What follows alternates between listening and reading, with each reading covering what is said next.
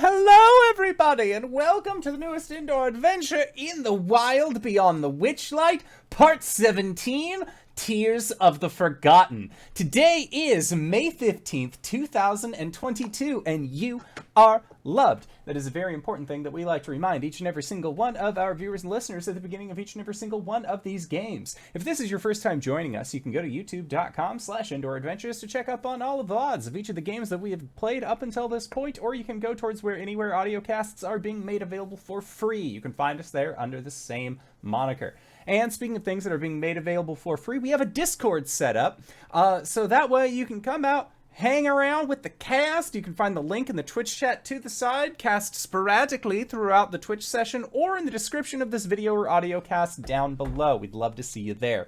Especially because that's where we have our questions for the court set up. It's a side channel in our Discord where you get to ask the cast and crew, effectively, questions, if you have any comments, that sort of thing. You also get to hang out with everybody. But in Questions for the Courts, we then answer those questions in our Patreon-supported after show called Nights in the Courtyard, where, again, we answer all of those questions not only from each other, but also not only from each other, us, and also you guys. Now, again, that is also being made available for free. It's just found at Patreon. So you can go to patreon.com/indooradventures to check up on that one. But let's say you already support us on Patreon, you already support us on Twitch and YouTube, and you're trying to think to yourself, where can I go to help support these fantastic people, help support this fantastic show? You can go to indooradventure.redbubble.com. We got t-shirts, we got posters, we got mugs, we got throw pillows, we got shower curtains, we got aprons, we got clocks, we got all sorts of shit, including, but not limited to, face masks with the symbol of Tiamat upon them, designed by our very own Cyberwolf1201, where all the proceeds of that merch currently goes to help support Doctors Without Borders. But did you know that there is yet another way that you can help support members of this show? Hey, Sarah, what's this whole Rook and the Raven dealio that you got going on? Oh, golly, I was not prepared. I was still, I hosted the channel, though. Hi, everybody. Yeah.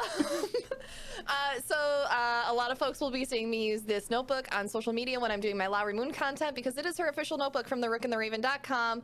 Well, official to me, anyways. They have graciously taken me on as one of their very first brand affiliates, and I cannot tell you how wonderful and kind they have been to me. This is the best company that I think I have worked with yet in my influencer journey. If you would like 15% off of any of their products, they make these wonderful modular notebooks. I have been using mine for probably the past like 4 weeks now, and it's actually keeping me organized for once. You can get 15% off by using code HypeGoblin on your entire purchase. And just, if you order something, just tell them I sent you, and that, they should just sponsor all of Indoor Adventures content too. DanaeKeener.com. Now, and again, that is code HypeGoblin, not TheHypeGoblin, just HypeGoblin, one word? Yep. Just all right. HypeGoblin, one word. Excellent. Sounds good. So, you best believe that one of us is going to be buying themselves an early birthday present on the break. But that is it for my opening spiel. So, hey, RJ, who are you playing today? Hey, everybody. My name's RJ, and today I'm playing Vice, the Tiefling Rogue. And I'm Sarah. I will be playing Lowry Moon, the Hexblood Spore Druid. My name is Mediaflare, and I'm going to be playing Pamferdam Roski, the Gnome Artificer.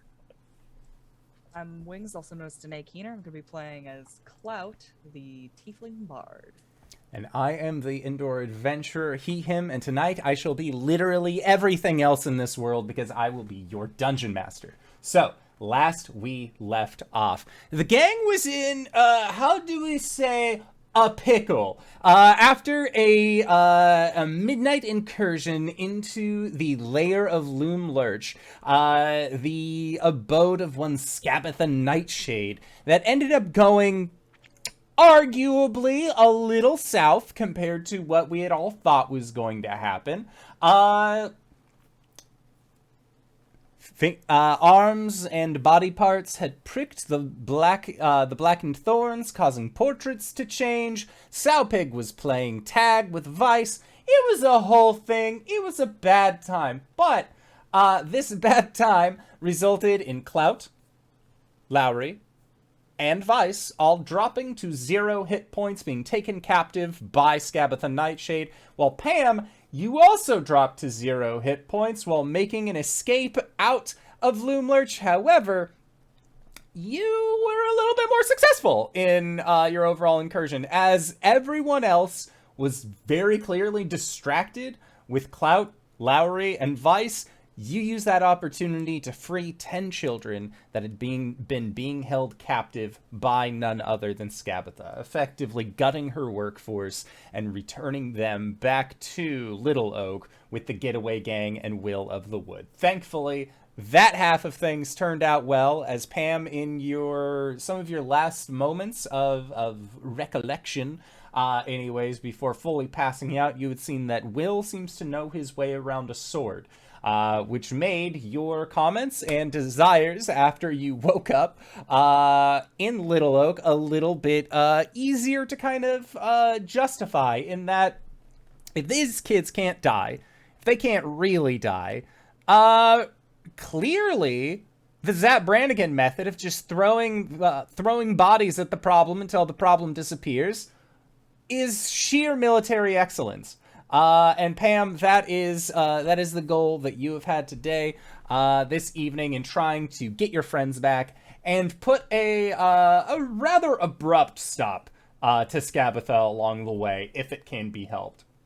And that was the last that we had seen of Pam, was getting all of your gear and might together to go one more time into the brush to fight against Skabatha, as well as all of the denizens of Loomlurch. Meanwhile, speaking of denizens, Vice, you, Lowry, and Clout stabilized at 0 hit points by a hag. That's honestly, like, at points you would rather have just died. That would make things easier, and maybe you could have gotten noodles out of the whole thing. But sadly, that was not how this day seemed to go about its duty. Instead, any weaponry or outlandish gear that you had, basically everything except for your clothes, had been removed, and the three of you were turned into toys, little wooden constructs with a very high level of articulation. One might even call them real grade if they were a model kit enthusiast. Now, upon getting turned into these constructs, you were given to Sowpig to play with. While Skabatha then was able to look through the big book of bad blood, regain that unicorn horn that she definitely did not misplace earlier, and all things considered, it seemed like you were in for a bad time. However, that was when you met a small jade-colored spider with a little bit of attitude by the name of Yarn Spinner. Yarn Spinner was able to cast a Awaken style spell on both Lowry and Vice to allow them to return to some degree back to their standard forms, albeit in toy form. However, Clout has little moth wings that are attached to them, as Sowpig is playing Witchlight Carnival, using Clout as the only individual that she clearly recognized from the carnival. Now, the goal was to distract Sowpig, get your friend back, hopefully, or at least get the unicorn horn and figure the rest out from there. Now, Yarn Spinner has teamed up with Lowry, and Lowry, you have turned into a bear with your druidic magics, but because you are a toy, your bear form is also that of a toy, so you are a little stuffed bear with a surprising climb speed. It's very effective. That is making your way up into these crawl spaces, into the burrowways with Yarn Spinner. While Vice, you and Elkhorn decided to team up to see if you could get Sowpig to drop your ally Clout. Now, Elkhorn's idea, with this battle axe that seems to be made with a piece of scrap metal and a small stick, is to go for the shins and maybe make her drop her. Vice, your response was, she's a creepy girl, but she's still a young, like, she's still kid-aged. We can't maybe not do that. And Elkhorn seemed a little bit more despondent about the entire idea. But Vice, that is when you reached for your psychic blades. And while they did appear to be almost like PopCap-styled guns, you still have your firearms that allow you to throw your psychic blades, as it were. And that is where we last left off. Is Pamferdam marching through the woods with a small, like, Red Dawn level of, Red Dawn amount of kids following you, ready to take on this hag while the toys are inside of the building. So, Vice, you are, last we left off, you had made a rather loud pop cap sound from one of your firearms. I imagine Vice is walking out of cover and he yells at Sowpig and he raises his pop gun into the air and pulls, but nothing happens. He looks up and then he pulls a bit of twine that's right by like the flintlock side and he just goes pop, pop. And it's like when you're outside near the 4th of July and everyone has those poppers. Like, it's that very sharp, very quick, like, cack sound. Yeah. Yeah. And stuff those underneath toilet seats, nice in the courtyard. Menace. Incredible. So, scared the shit out of some people. Oh yeah, quite literally, in fact. Now, you and Elkhorn have done this. Vice, you're still able to see while in toy form. You are just effectively incapacitated. Clout. Yeah. Clout, you are still able to see while in toy form, and like as Sowpig like looks over, your little toy head lolls back, and upside down you can see what looks like a little toy version of Vice, still fuzzy faced, and this weird dwarf that seems to have like a small soldier style weapon about him. Again, just a stick and a sharp piece of glass or metal. That seems to be ready to cut down this giant. But they are making a clear distraction for Sowpig. And so, Vice, what is your plan now that you have gained Sowpig's attention? He's gonna be a bit contradictory. He's gonna shoot her in the hand. Okay, so make an attack roll. It's gonna be the hand that's gripping. Yeah. Clout. Not the free hand. The I'm gonna hand shoot with nothing the free in it. hand because I'm a dick. Let's see. That is not great. It's a 12. Okay, so with a 12, let me check.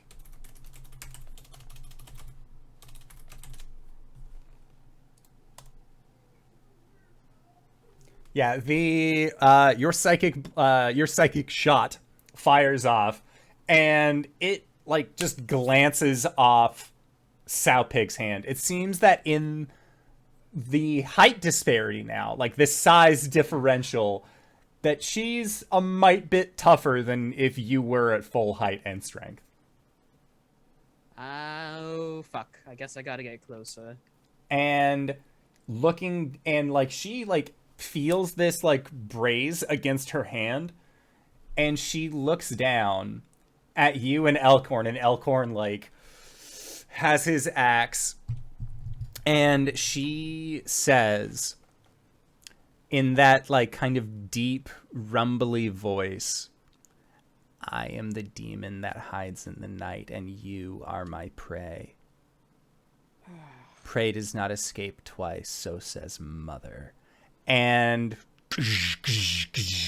as she begins like running towards you, but she still has Clout in her hand as she comes, and she is going to rear back with a backhand, and she is going to make an attack towards you. So I recently put all of my dice into a bag because I thought that it would make things easier for me, but then I forgot to take them out of the bag when we started playing. That is an 18 to hit. Oof, just hits. Okay, then you are going to be taking from this backhand 20 points of bludgeoning damage. Owie. And then she looks over at Elkhorn, and Elkhorn, like, ah! Like, has his axe up. And she is going to try and strike out towards him. But fails to make contact as he was transformed into a toy while wearing his more heavy armor. So that is it for them. Lowry, you are a toy bear with Yarn Spinner climbing up this wall, and you just hear Yarn Spinner. Oh, that's not good. I didn't think that they were going to get so aggressive. Lowry goes to make a sound as a bear, but it just comes out as like a squeaker toy.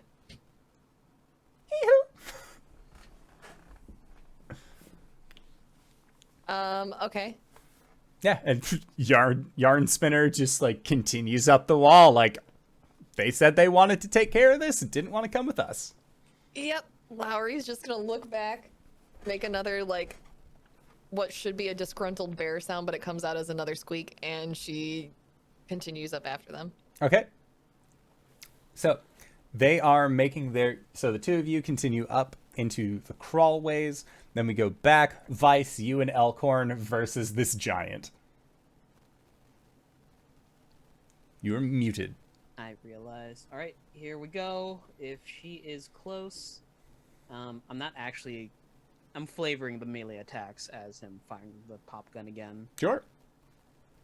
This time it just has, like, the little quirk that's stuffed in it, so when you fire, it just pop! Like, It has like a little spring on the end. Bing! mm-hmm. Or like a little punchy glove shoots out. I love this. I love this for me. 18. 18 hits. Right. 4. 7 points of psychic damage. Okay. And Vice is going to use a bonus action to use... You do have an ally within 5 feet. Oh shit. No shit. In his hand! In her hands! Also Elkhorn. Also Elkhorn. 11 sneak attack. Okay. How is she looking? Well, again, size differential and damage output, she's looking fine. Okay. A bit miffed, but as miffed as a effective giant to what you are fighting, with your friend grasped in one hand can look. Cunning trigger, right? That's what it's called? Cunning action? Cunning action is to dash, disengage, or hide. I think I also get dodge on top of that. Pretty sure that's a thing that only rogues get. Yeah. Yeah, cunning action. Rangers get it too, but nobody cares. No, they don't actually. Whoever would want to play. I thought. a ranger. Oh no! Wait, I thought Rangers did. No. Hmm. I'm Shows going what I to know. use the disengage action to run. Okay. Okay.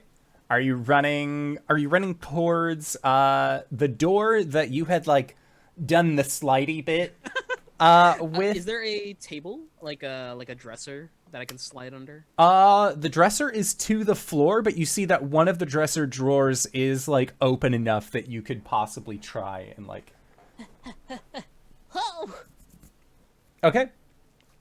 So yeah, and as you dodge in, Vice, as you, like, quickly look around with your dark vision, you see what looks like an even smaller miniaturized toy that only has, that is missing both of its legs, and one of its sides, and it brings up its other wooden arm towards its mouth and makes a shh. Just furiously head nodding as he presses his back against the dresser. And what you see is that as far as, like, making out what this individual is, you would guess that this is a halfling. Like a quarterling now without the legs, right? Well, that's just rude. But yes. So, back on the floor, Elkhorn is trying their dangdest to make some attacks. It looks like... Only one of their attacks is going to be able to go through. Their battle axe. They deal 10 points of damage. And you just hear, like, axe above their head, little feet, like, clack, clack, clack, clack, clack. Followed by, yeah! But it sounds much smaller, much farther away than a standard "Hiya" would be.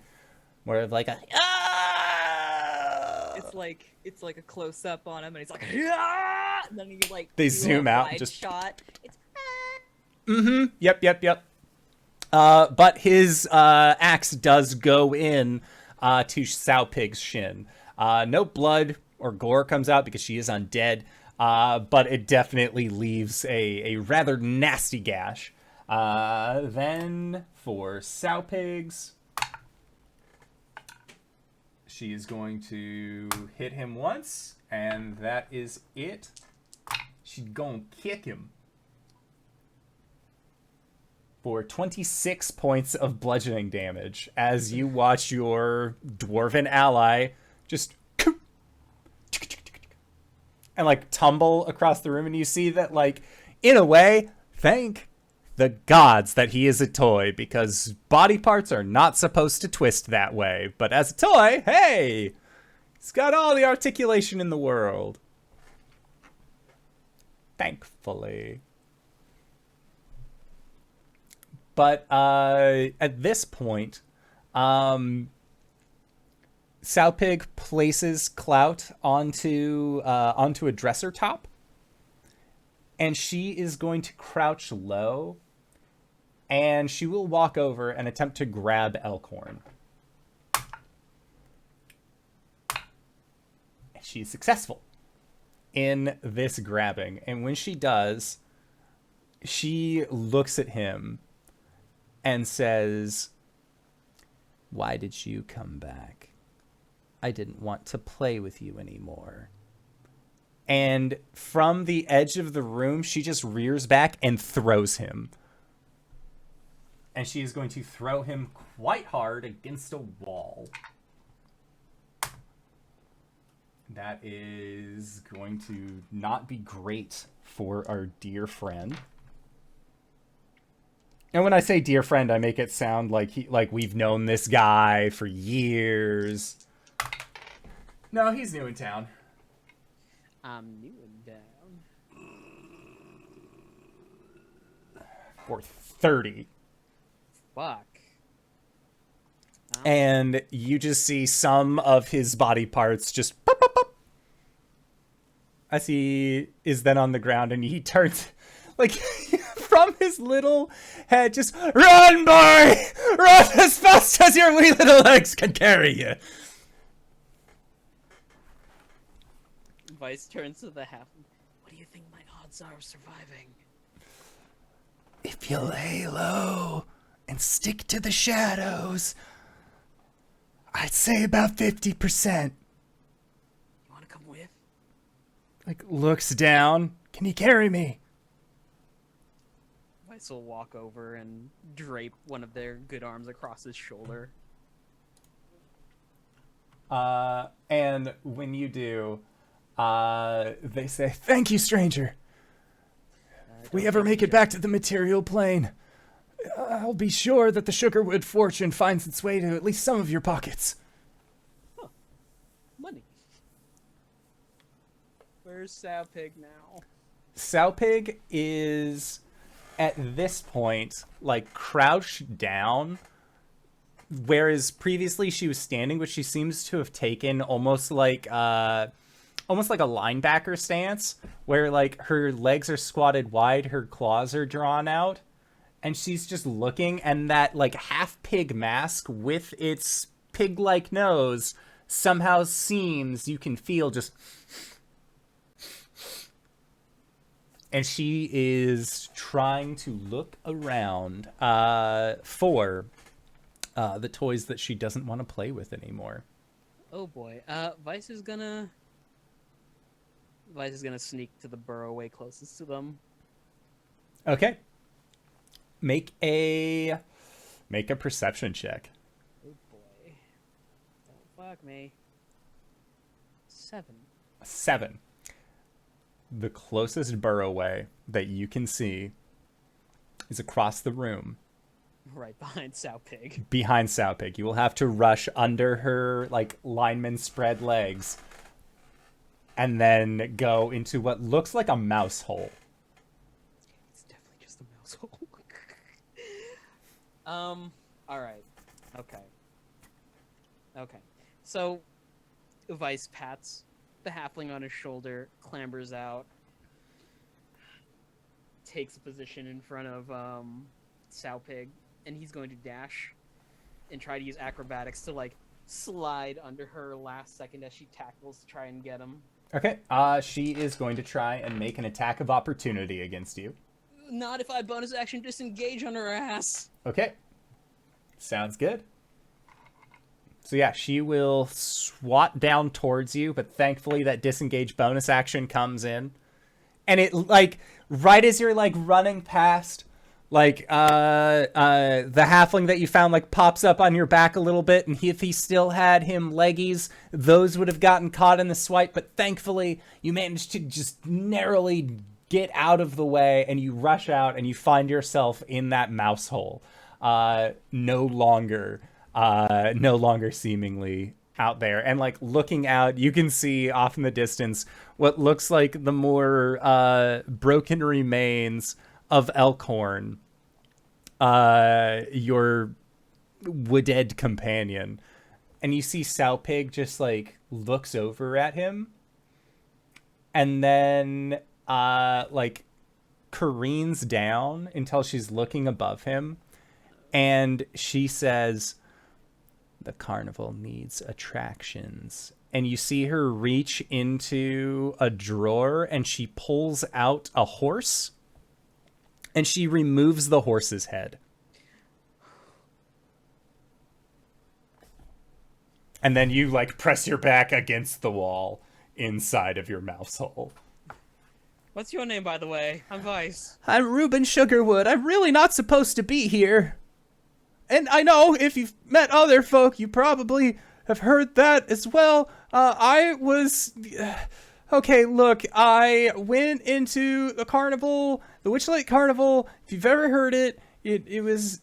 Oh, like... are you that fellow who tried to hollow mirrors and you had the... I was trying to propose to my partner! Yeah. Clout loves seeing you again. I'm with him. Oh, and who's Clout? Was that the one that lost all their limbs and is turning into, I assume, can only be a most grisly facsimile of a unicorn? No. Clout's Clout Imkin from the carnival. Bouncer. Ticket. I don't know their names! Tiefling like me, but purple. Do you have any idea how little that narrow... Look, it doesn't matter. Thank you. For some reason, I keep thinking you work there, but no, that was the dude who lost his voice. Never mind. What? Yes, thank you. Yes. Sorry, mistaken identity. It happens Lowry's more gonna likely love to than you see think. That's her entire reason for coming in here. Really? Oh, yeah, and to save your... she feels responsible for letting you get taken. Kinda, sorta. Huh. Do you know where your fiancé might be? Well, if things work out and she still loves a little toy of a man who's missing most of their limbs, if I can, change it back. Last I saw, she had gotten her age reversed. Child, okay. Well, you know what? Good news. She's probably out. It'll be fine. That's good. Find our way up to the rafters. I haven't been up to the rafters before, but I can assume that if we look around this mouse hole for a little bit, we'll probably find something. Mice get everywhere, especially in trees. Oh, yeah. We met a giant toy spider that said that they were making burroways throughout this house, so... Yarn spinner. We have to find them. You know of them? How do you think I can talk? Not all toys can talk. Walk and talk. They helped me I said that I was going to help them, and it was really weird when I agreed to help them because all of a sudden there was like a tiny little paper in front of me, and then I had to like sign on to a thing. I don't really know what that was about. Peace and contract. Okay. And then, well, I figured it was taking too long, and I needed to see Ween again. So I tried running, and that's, well, it didn't exactly go according to plan. My plan, anyways. Oh, This is what I get for being a forward thinker. You know what? Sometimes the best laid plans fall apart. It's not your fault. Sometimes we're just a slave to chance. Well, I don't know about you, but I'd sure like my freedom from the slave of chance thing. Oh boy, brother, you are preaching to the choir on that front. All right, stay quiet. I think she's still busy. Okay. And Clout, or Vice, if you like poke your head out again, and Clout, you are on the table and your head is like tilted up, and the two of you, like Vice, you can see Sowpig's back. Clout, you can just see what looks like the shadow that is going on. But you see Horse, now missing its head, that has a small peg that has been that it was like sticking up where the head would be. And the top half of Elkhorn is then popped onto the peg as she makes this dwarf into a very strange looking centaur. And then like rattles it back and forth, and you can see Elkhorn's like toy unconscious head rattling back and forth as she says, I run the carousel. I run the carousel. As like this little dwarf is just like burr, burr, burr, burr, burr, burr, burr. Fuck. That is bleak. Now, Vice, I would like for you to make an acrobatics check while you were in this mouse hole. Oh. Gotta scamper up all mouse-like. You also got a Yeah. guy on you. Yeah. I got a 16. Okay, 16. All right, so with a 16, thankfully, you are eventually able to make your way up to the rafters above the room. And Lowry, that is where you, in bear form, and Yarn Spinner can effectively see him pop up. And Yarn Spinner goes, "Oh, he found Reuben. Well, that's awful nice of him. Hopefully he listens this time around." Inquisitive squeak. You speak as you would. It seems that as an animal themselves, they would be able to translate. Oh, cool. Yeah. Ooh. Well, it was a little halfling fella, probably about, I want to say, over a week ago now. Showed up through one of the mirrors. Sowpig brought him. He said that he wanted to, like, turn things back, and then, well, Granny Nightshade, she was over there being like, "Well, don't worry, I can put you right back in time to a place where you won't regret anything." And he said, "No, I don't want that. I just wanted my partner to not be making fun of me anymore." And then she said, "Well, tough cookies," and turn him into a toy instead of turning him into, like, one of those youngsters like she normally does. But then, after he'd been turned into a toy, then it turns out that his partner came in, and then she was complaining and crying and crying and crying, and Skabatha's already, like, she was at here, and then she was at here, and then another arm, and then another arm, and he keeps, like, stacking up, till eventually she was at here, at this very tippy-top point, and she said, "All right, you're a toy, you're a child," and then she turned her into, like, a small one. Like, halflings are already small, but, like, even smaller than that. We need to get him and his partner out of here. I came here. I saw them at the carnival, and I came here because he was trying to propose, and then she started, and Oh, that's really sweet. it was, and they ruined it. Can you believe that? You know, I kind of would. Fey to trickery. get them out. Bullshit is what it is, but it happens from time to time. Now, we need to reunite with your friend. It seems that... don't look down there. What? I said, She's just gonna look down. and you see that Sow Pig like raises horse body dwarf top above her head. Yeah, she does that from time to time. Oh no. Yeah, Elkhorn. Well, nothing we can really do about it now unless we get that unicorn horn. Right. All right, so my guess is that she's probably going to keep it in one of three places. Mm-hmm. At least now that she's found it again. Before, we had it where we were. And Right. Vice, this is around the time that you are making your way over. What are you doing? What do you mean? What am I doing? Get Clout. How? Looks And at the Yarn spider. Spinner he's translating for this. Oh, can you pick up Clout? Do you understand how dangerous that would be? If I tried to get your friend Cloud up there, they just see a toy like levitating through. We either have to wait until they fall asleep, which undead don't exactly sleep all that much, especially because it seems that Sow Pig's taken a liking to your friend. It was an opportunity. What did he say? He looks perturbed. He said that we had, and like relays in animal, just he said that we had an opportunity and we missed it. Well, you tell him that he wasn't supposed to go off shooting things, and also, well, maybe he could just give us a little hand now that he's up Vice here just, because like, walks over and puts Ruben on.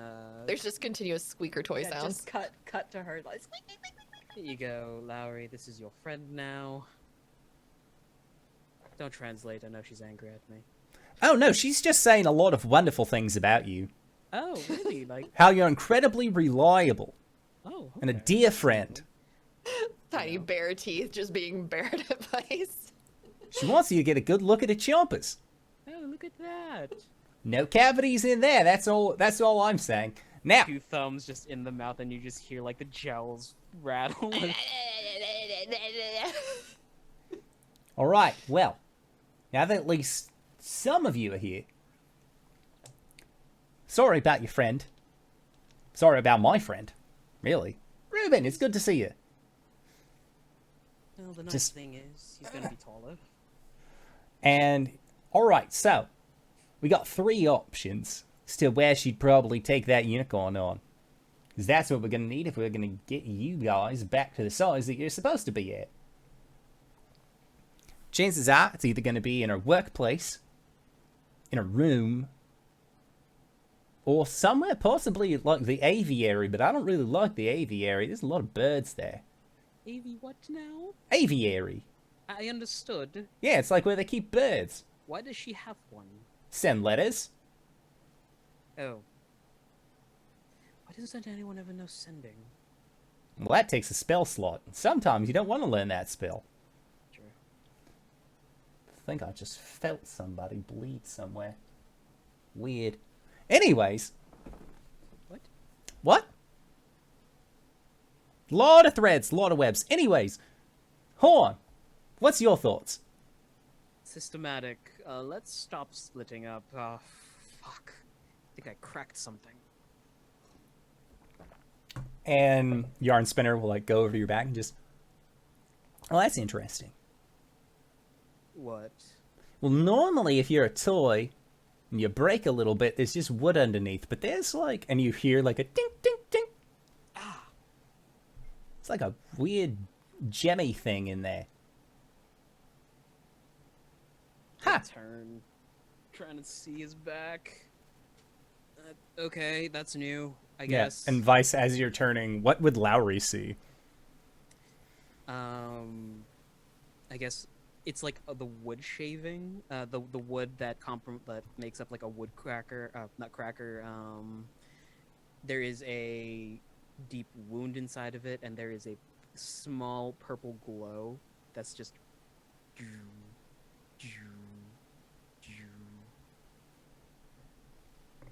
Lowry's Almost gonna like a- sniff it. Heartbeat. Okay.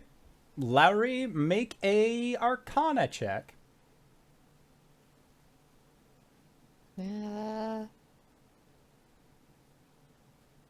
17. 17?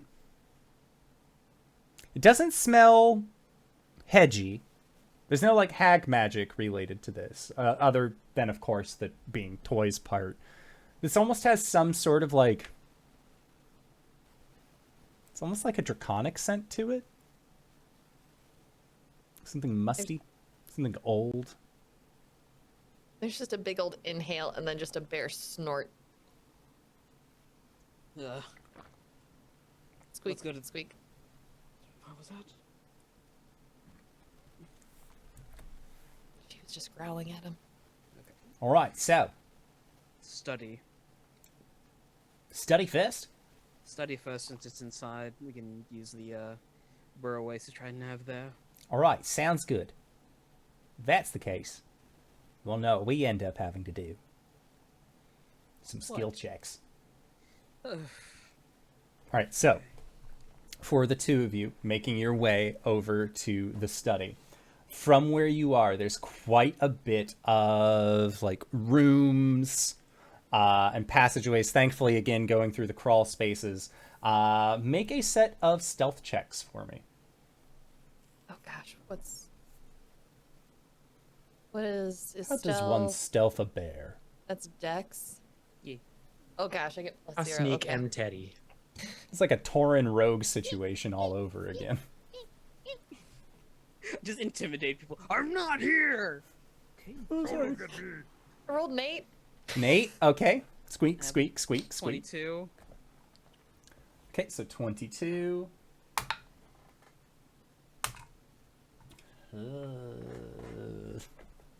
Seems like somehow your spider companion is not very quiet. It seems like they're getting into a little bit of an argument with Ruben about the situation that you have found yourself in. And as you are continuing, you see that there is there's an opening for a mouse hole that is near where you are. And as your group gets close, the light that is where this mouse hole would be darkens. And you hear as a green snoot puts itself into the mouse hole and begins like poking around. And then you see that it switches one way, and you hear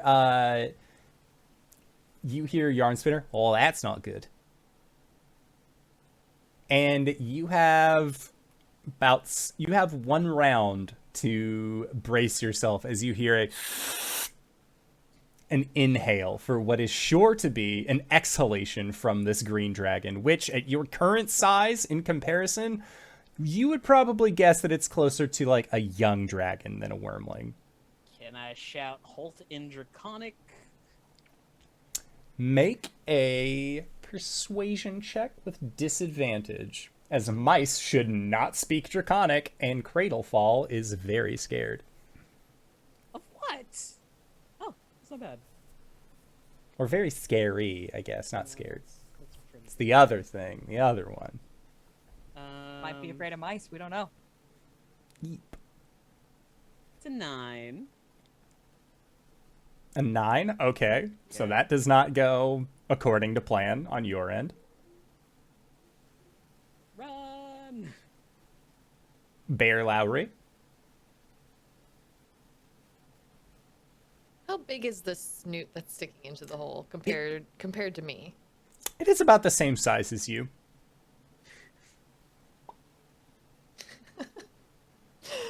Lowry's gonna shake the halfling off of her back. Oh no. Do something stupid.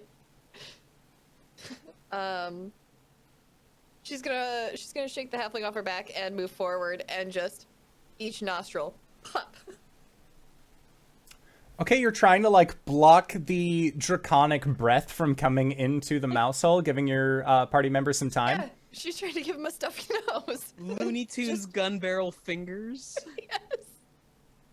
Okay. I'm a toy. It's Looney Tunes from here on out. Yeah, Okay. 2 paws, like, right in the nostrils. So with that, Yarn Spinner like looks back at Ruben.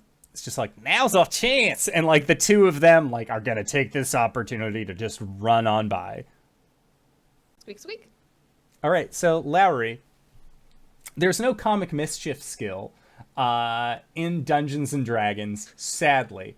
However, I believe that if I were to apply a skill to this, I would say sleight of hand, unless you can sell me on another skill that you think would work better to rubber band animation, fingers in the gun barrel. Well, I would like, let's see. I would say that since because I am currently a bear, I'd like to use the melee attack that it gets, because it does get claw attacks. So I should be fairly dexterous using my paws for things. Okay, okay. So just up the nose. Okay, sounds good. So Okay. you're gonna want to up the nose, and it is a cone. So if you do this, do you want to try and like gear it to, so that way the cone starts like just by your bear toy head? Sure. Let's go for that. Okay, sounds good. So I would like for, because you are doing this, and you are right up close and personal, I'm gonna need a dexterity save from you. Okay. Vice, because Lowry, as a bear, is doing this and putting themselves in the most danger, you will also need to make a dexterity save, but yours will be at advantage.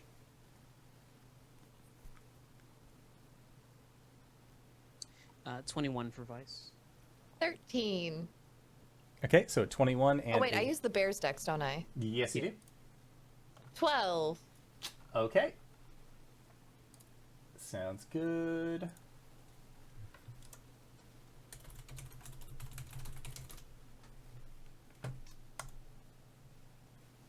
So...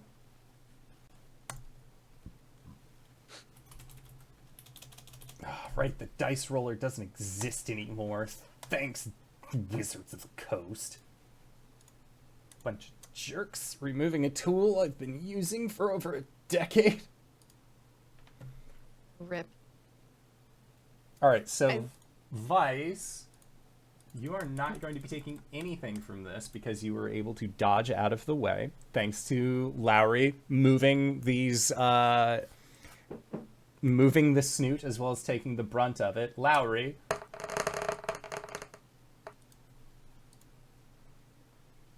that is for a total of 44 points of poison damage.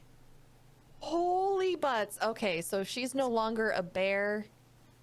Hang on, I have to do the math on this. 19 hit points.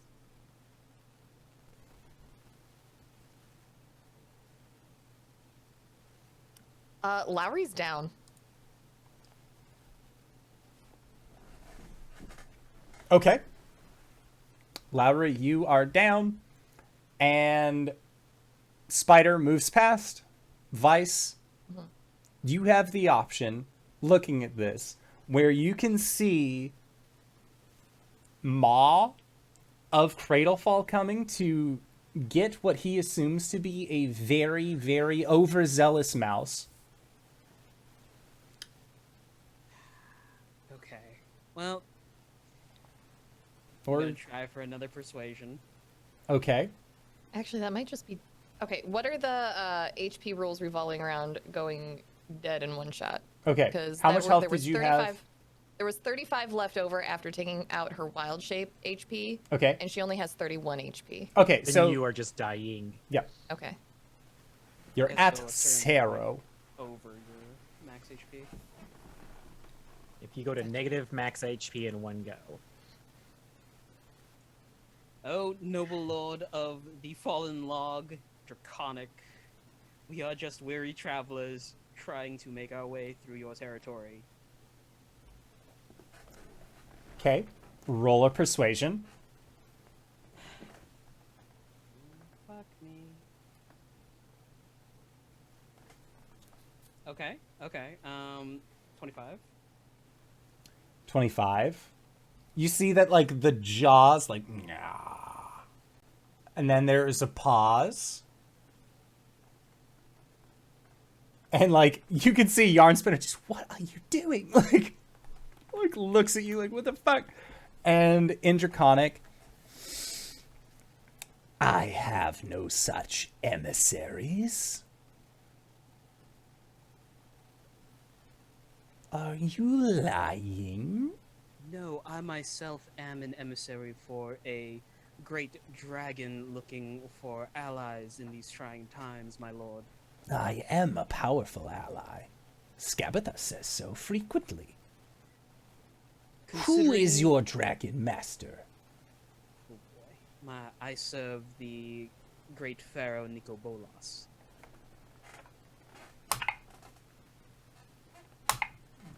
Check at disadvantage, and then there is a pause. The God Pharaoh's agents are here. Yes, well, we were actually trying to recruit your mistress. There was a bit of a communications breakdown, as it were. I apologize for our transgressions. And Lowry, make a death saving throw while this conversation is happening. Don't you dare, don't you dare! The 2. Okay. Don't you fucking dare! Why would Nikobola send a mouse? I was a man at some point. Your mistress saw to it that I had a fun time after she was done with me.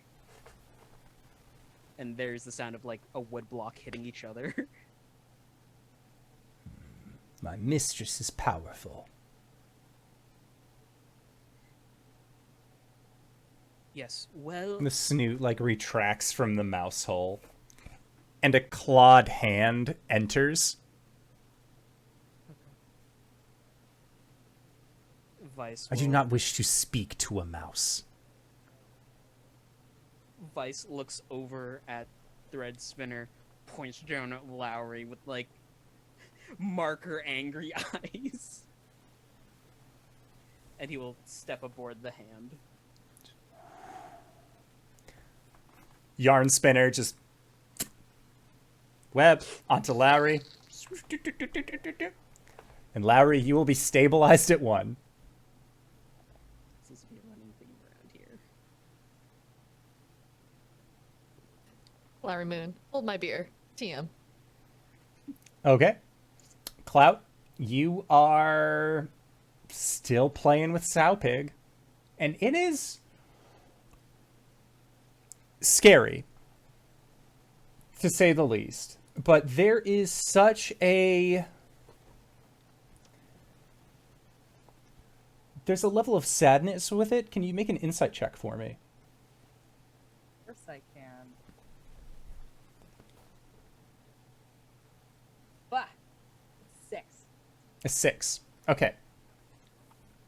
You're still pissed at everything that's happened. You had a rough childhood, and that's no excuse for I'm how so you've acted. nauseous from getting thrown around. Oh yeah, like if you were sure that you had guts, they would be retching at this point right now. But thankfully, you are made of wood, so all you get is just like some sawdust, maybe. Guts, bruh. So it's just sad what she's doing. She's a weird, creepy little girl.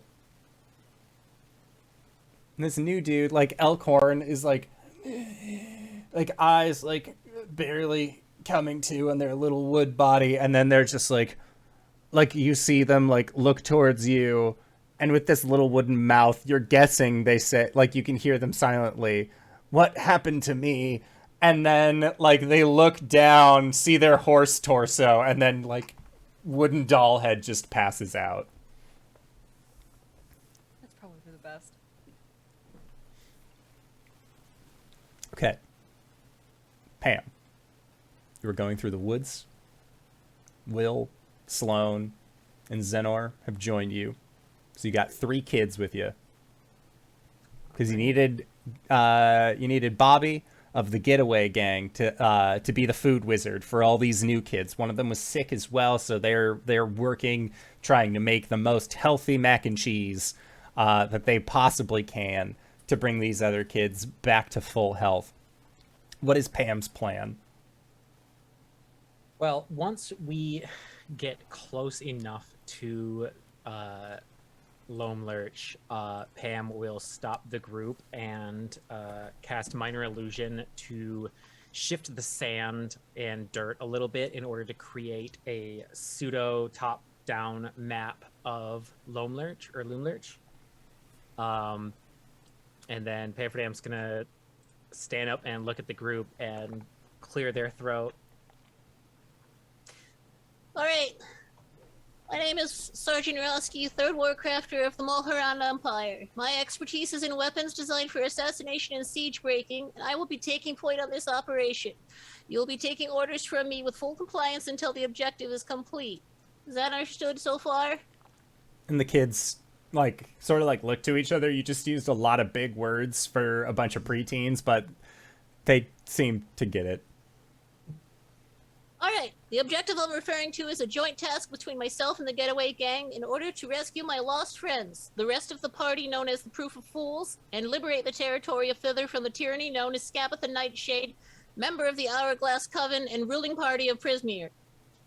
Initial attempts to end the reign of Nightshade led to a breach in security in Loam Lurch. But we must act upon this opportunity before Nightshade recovers and retaliates on the innocent people of these lands. Westside Security... In Pamferdam gestures to the left side of the map where the pumpkin patch and scarecrows used to be. Westside Security has been wiped out, leaving the first observation post down for the moment. There's a second silent alarm on that side consisting of snakes hiding in pumpkin patches right outside of the staircase leading to the dormitories that once held the captive citizens, now residing in getaway gang territory. The east side defense are likely still operational. I didn't hear anything about reports from anything. No, not even red caps. From my team. However, there is now a large hole in the wall that we should keep in mind during infill and exfiltration. Forward defenses consist of goblin crew during the day, but at night they rest in a hovel nearby. We're going to take advantage of the nighttime because there is no need to engage with them unless they join the fray. They are living creatures, and actions against them will be much more permanent than the other defenders of this establishment. Interior defenses consist of tin soldiers. This is where I will direct your attention to my improvised construct. And Pamferdam, using their artificer abilities, created a new construct because they did not get the time to repair the tree. And it is a makeshift variant of the tin soldiers from inside, but it does not have a head. It is just the torso. Okay. And at that point, Pamferdam casts Disguise Self on themselves and make their head look like the head of the tin soldiers and their body simply a wire frame.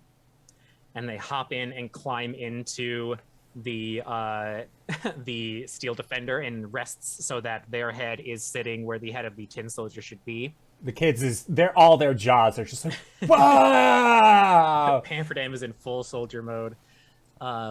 This construct and I will be disguised as a tin soldier during infiltration. Now, the operation itself will split into 2 teams, Infiltrators and Pester Patrol. Pester Patrol, and that's you 3, you will engage with the snakes on the western defenses in order to make an attempt to enter Loam Lurch quietly. If not, this is where you're going to start. But if so, get inside the building and launch a surprise attack on the guards that should be in the room directly below that dormitory, and direct all attention towards the entrance. Whether inside or out, make as much noise as possible and start a few fires if you have the time. Your goal is not to win, or even to live. That's scary, but listen to me.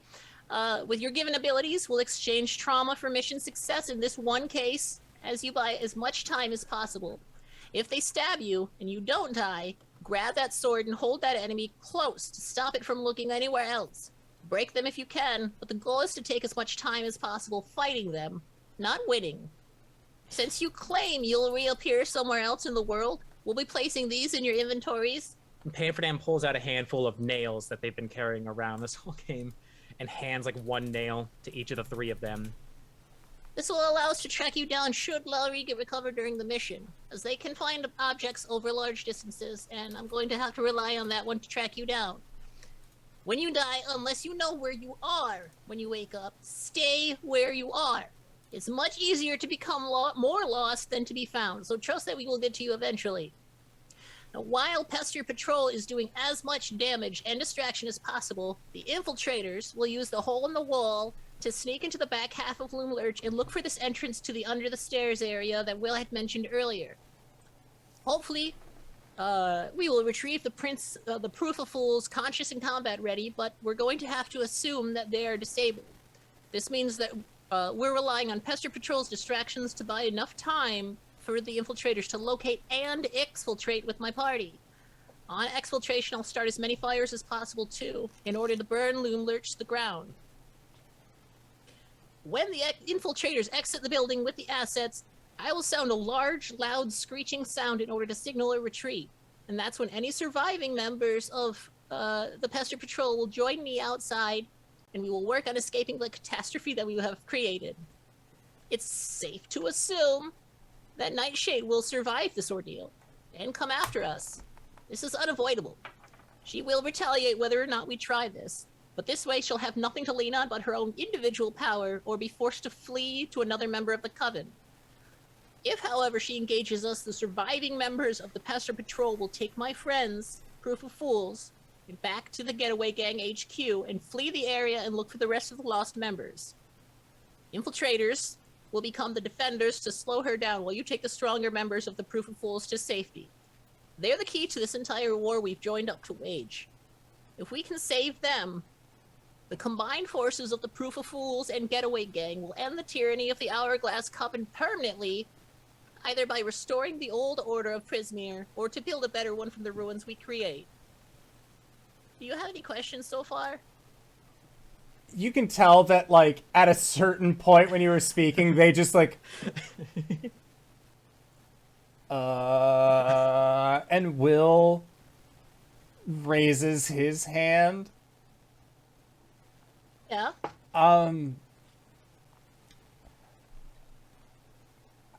So...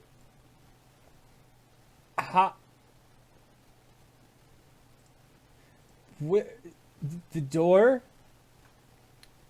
We're going in... Are we... The hole? I had an idea. I was talking to Mishka. She's one of the...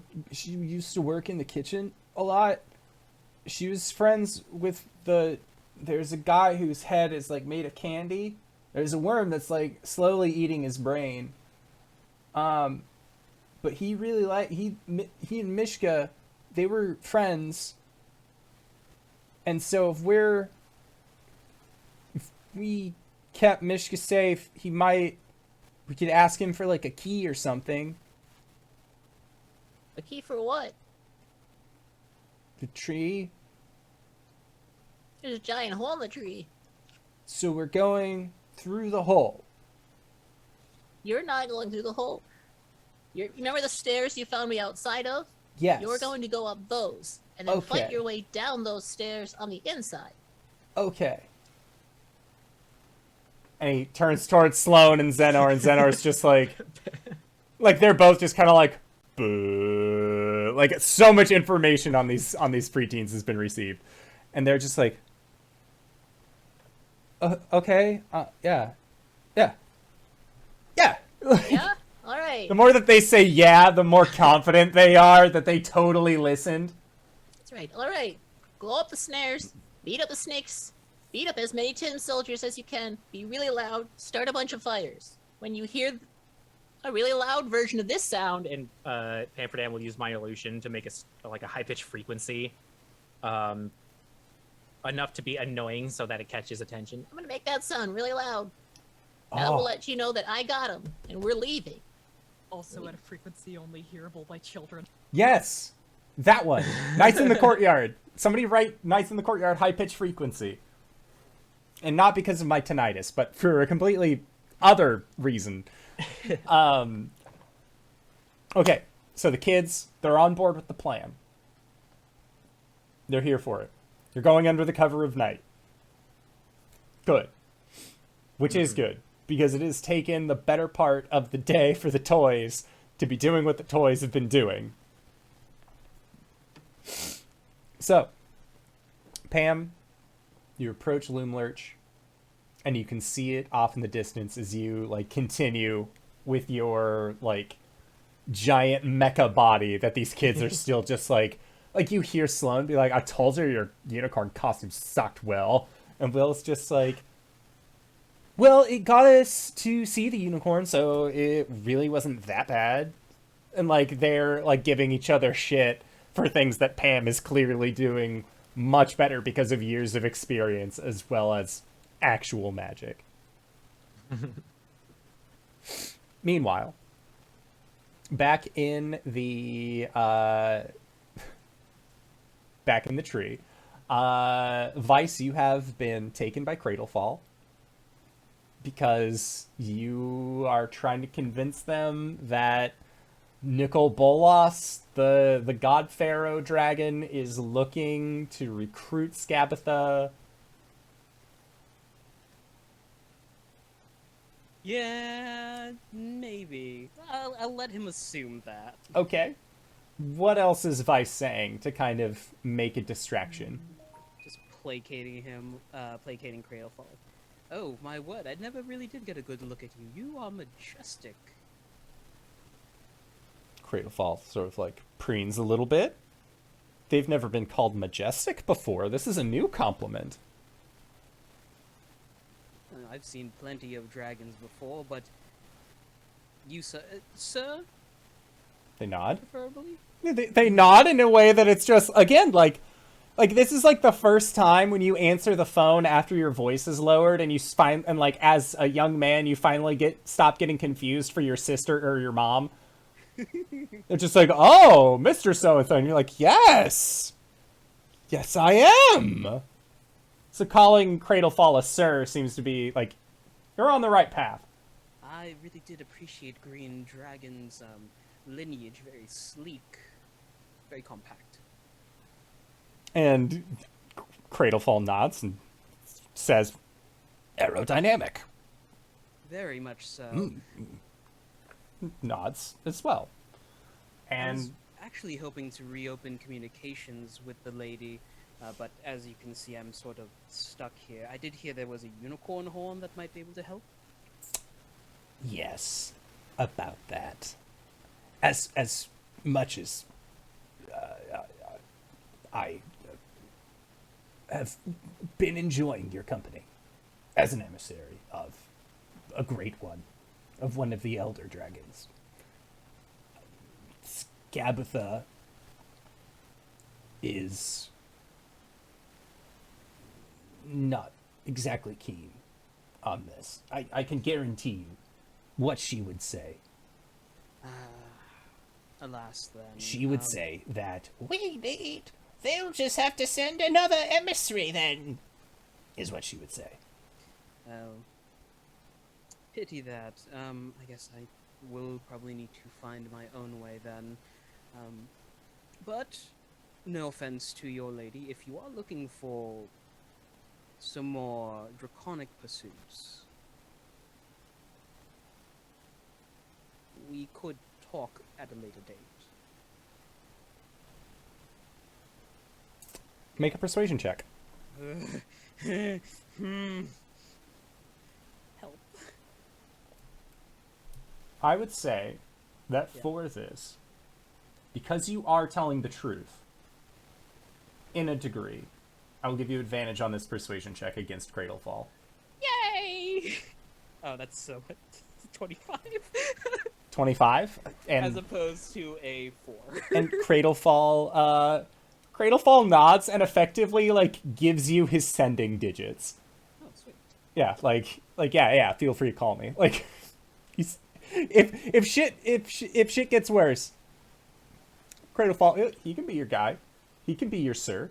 That's fine. We He's can talk okay with about that. benefits later, but there is a scale care package as well as dental and claws, which is very nice. And he sort of like nods, says like dental.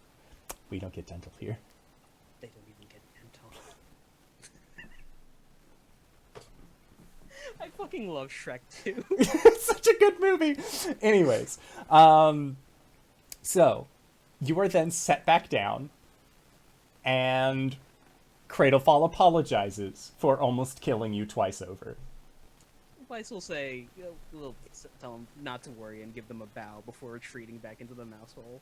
Okay, and inside the mouse hole, Lowry, you are like stabilized at 1, coming to as this one-armed halfling is like I don't know how to heal a toy, but all of your parts, all of your arms and legs, like, can you feel this? No. Okay, good. Like, can you feel this? Moves you're like, no. Okay, good. And they're just like doing it all with one arm. They seem to have some sort of they seem to have been some sort of medical professional in their previous non-toy life.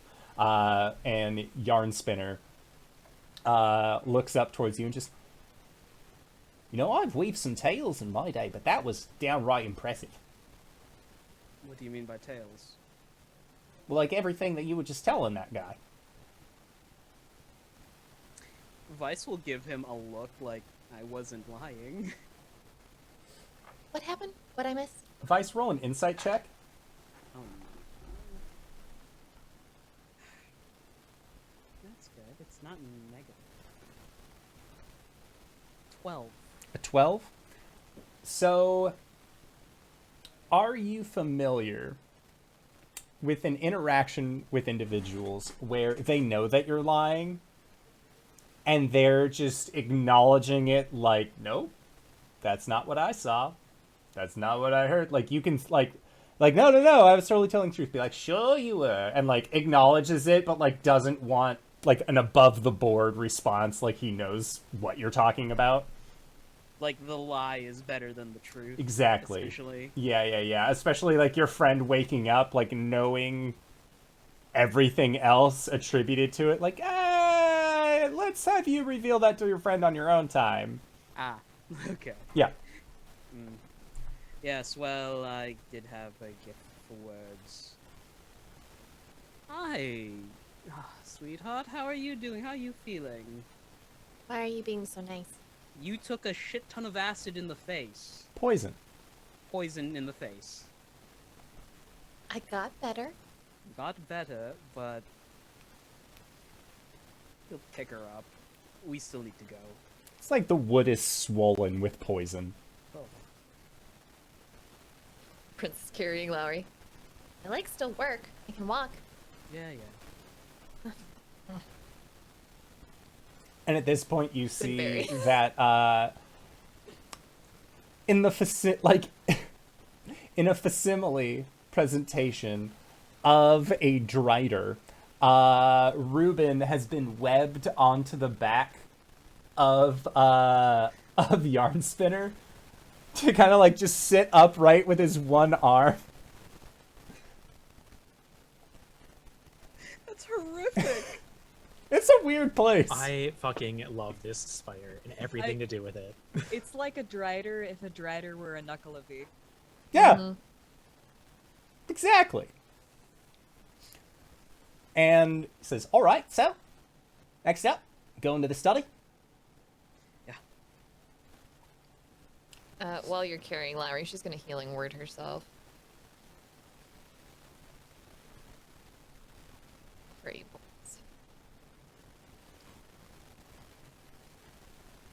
Okay, so the two of you, or your group, this little cadre of toys, makes its way into like a mouse hole that is at the base of the study. And as you are peeking around and looking, you see that the room, for the most part, is empty. And when we say the most part, everything that is there was as it was last left. There's a skull that has lights in it. There's a bunch of shit, stairs that lead upward, and it seems quiet for a few moments. Pam, what does the start of your plan firing off sound like? Depending on whether the getaway gang was successful in fighting the snakes off and getting up the stairs, or got stuck dealing with the snakes. A bunch of fucking screaming and shit talking from the youths while they are starting fires in the building would be how it starts. Okay, so there's a natural one, so they are being the loudest. They're hooping, they're hollering, they're causing mischief. And Lowry, you and Vice can hear this off in the distance. Clout, it sounds much closer to where you are, as this small wooden toy in a building that is currently getting lit on fire. And as the fires begin in the chambers that once held all of these captive children, and Pam, you begin making your way into, I believe, that broken section of that hole that Vice blew open. That hole that Vice blew open. That is where we are going to go into our break for the evening. We're going to try and be back in 5 to 10 minutes. Don't go no place unless it's grab a food, grab a drink, grab a friend, or possibly go to indooradventure.redbubble.com, pick yourself up something nice, or go to rookandtheraven.com and use the code HypeGoblin to get 15% off your order. It's going to be a great time. So go check that out, and we'll see you guys shortly. All right, everybody. See you soon. Warward. And we're back. Hello, everybody. Welcome back. You are joining us once again at our Wild Beyond the Witchlight game.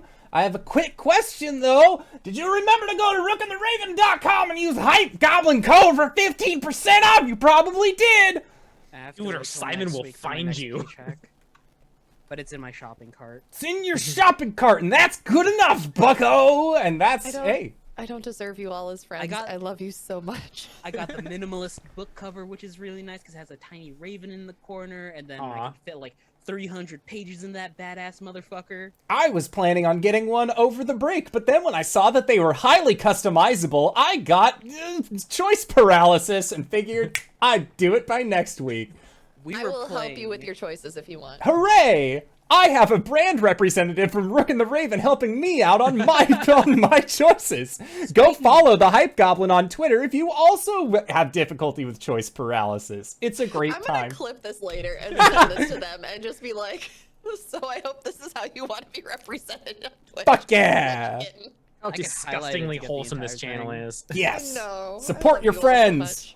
Buy their merch. Support you whether you like it or not. DanaeKeener.com. I like it so much. All right, but brand opportunities aside, we are in the middle of a Dungeon and Dragon game. The air is tense and heavy with spookiness, fire, plans. The fire, I can feel it around my face. It burns. Fuck. So, Pam, you hear the shrill screeching of children. Their plan, the Molotovs are going off. You are like squirreling through that open hole, getting into the actual building of Loomlurch itself. Our friends that are currently toys are inside the study, and with the sound of all of this happening, the three of you, or the two of you, and your NPC companions hear a door get thrown open at the top of the stairs, and then there is a clack, clack, clack, clack, clack, clack, clack, clack, clack, as Skabatha makes her way down the set of stairs, and you see her muttering under her voice, "Thinks he can run away, my damned sisters." And that is what she says as she scampers out. And then Yarn Spinner pauses, like a bunch of Spidey leggies that were up, holding y'all in the little mouse hole, and just, well, I think now's as good a time as any. Counts as a distraction, right? Yeah, let's go. Okay, yeah. And they will begin, you guys will begin investigating. Now, while all of this happens, I feel like it would be best if we got some initiative rolls just off the bat. That way we know when things are happening. There's a lot of moving parts, a lot of moving pieces, just like last time. but I'm sure it's fine because like 10 or like 8 of these mechanical soldiers are currently in the process of being distracted by a group of preteens, of teenagers with attitude. All right. Merge 2, Electric Boogaloo. All right. So, Vice, what's your initiative? 19. Okay. Clout, what is your initiative? Hi. Pam 14. and Lowry. 16. Okay. Boo, boo, boo. I am made of wood. Look at me being all sorts of inanimate. You sure are. So, Sowpig is going to be going at the lowest. Skabatha. Oh, she has a -1 to that. Excellent. And then it's almost like I should have been more prepared for this. You're never prepared for it. No, that's part of being a dungeon master. Why would anybody ever I don't think I've prepared? ever had a session as a DM where I have not had to go, give me a second, I gotta look that up. At least once. Hey, My Simon. favorite part is being Yes. prepared like several days out, and then like an hour before the session having a revelation of like a huge change that needs to happen, and it's all like, oh, well, I guess this is happening now, and then you just take all your notes and throw them over your shoulder and just like go for it. Oh yeah, the party never got on the airship. Hey, Simon. Yeah. Hey, you want to play a game for 15 sessions? Do you want to play a game? Water deep. I've also put the order of initiative into our Discord chat, so that way, in case anybody is like curious as to when they're going to be showing up, that is the best that I can get by just copying and pasting from an Excel sheet into our Discord. So now we all know where we're I going. think that'll be perfect. Okay, so at the top of the round is, it should be Vice. I don't know why. I don't know, say, it looks What like the William hell? tried to sneak ahead of Vice. What the hell? Hey, short It looks like range. totally out of And order. Lowry snuck ahead of Pam. Oh, or snuck behind that's why. Pam. Okay, I didn't do the right thing. I didn't do the right thing. Hold on, hold on. Oh, We're I still see learning. it all over the Still learning. I did sort Z through A on column A, not column B. Boom, there we go. That's the correct order. Okay. Opposite alphabetical. I understand. Okay, so at the top of the round is Vice. And Vice, you are, again, a toy. You are in this study. Thankfully, any of the creatures that go bump in Loom Lurch will be going after you. So let's have you make a investigation check. Yay. Okay, I'm reloaded. Investigation. I'm gonna throw a psychic knack on top of that to roll a d6. I want this to work. That's a 20 on an investigation. Okay, so 20 on an investigation. As you are poking around the study, you eventually find what appears to be a locked cabinet. But kind of like pulling yourself up and looking into the lock with your small toy eye, you can see what looks like the glint of a, I would say 6, but the Fukurukan Bandor has like 1 billion strings. So you see that they are all inside of this locked cabinet, and you're guessing that the rest of your party's regular sized gear is also going to be here as well. Okay. Vice, how high is the lockup from him? You had to climb a little bit to get up there. So if we're doing near, close, and far, it is considered close. So you could like reach up to grab it, but it is not like you can just like reach out with your small toy hand and fuck it up that way. Yeah, you think that, right? From the ground, you see Vice do like a one-handed hold, and in the other hand, he just flexes his hand and claws come out. Why? And then he's going to jam his hand into the lock and just start trying to Okay, make an attack roll. Could I make a sleight of hand to unlock? At disadvantage? I'll do it at disadvantage. Actually, That's good negotiating. the attack roll might be higher. No, okay. I think the disadvantage would work better. Because I don't have strength. Oh, it's 1. Sorry. I'm gonna do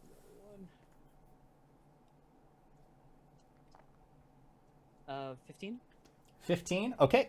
Yeah, so you, like, are jiggling your wooded hand with these, like, crystalline dragon claws, and eventually, this is, like, the strangest sensation for you. You're really used to, like, operating on locks with tools, but, like, never really been in a situation where you can, like, full hand adjust tumblers and things like that, but It's here basically you like are. He's popping his arm up to just get the tumblers in place and then twisting the lock with, like, his other hand Yeah. as a tension. Yeah, it's a really strange sensation, but, click, you hear the door actually opens, and the majority of your guys' stuff has been tucked inside of this drawer.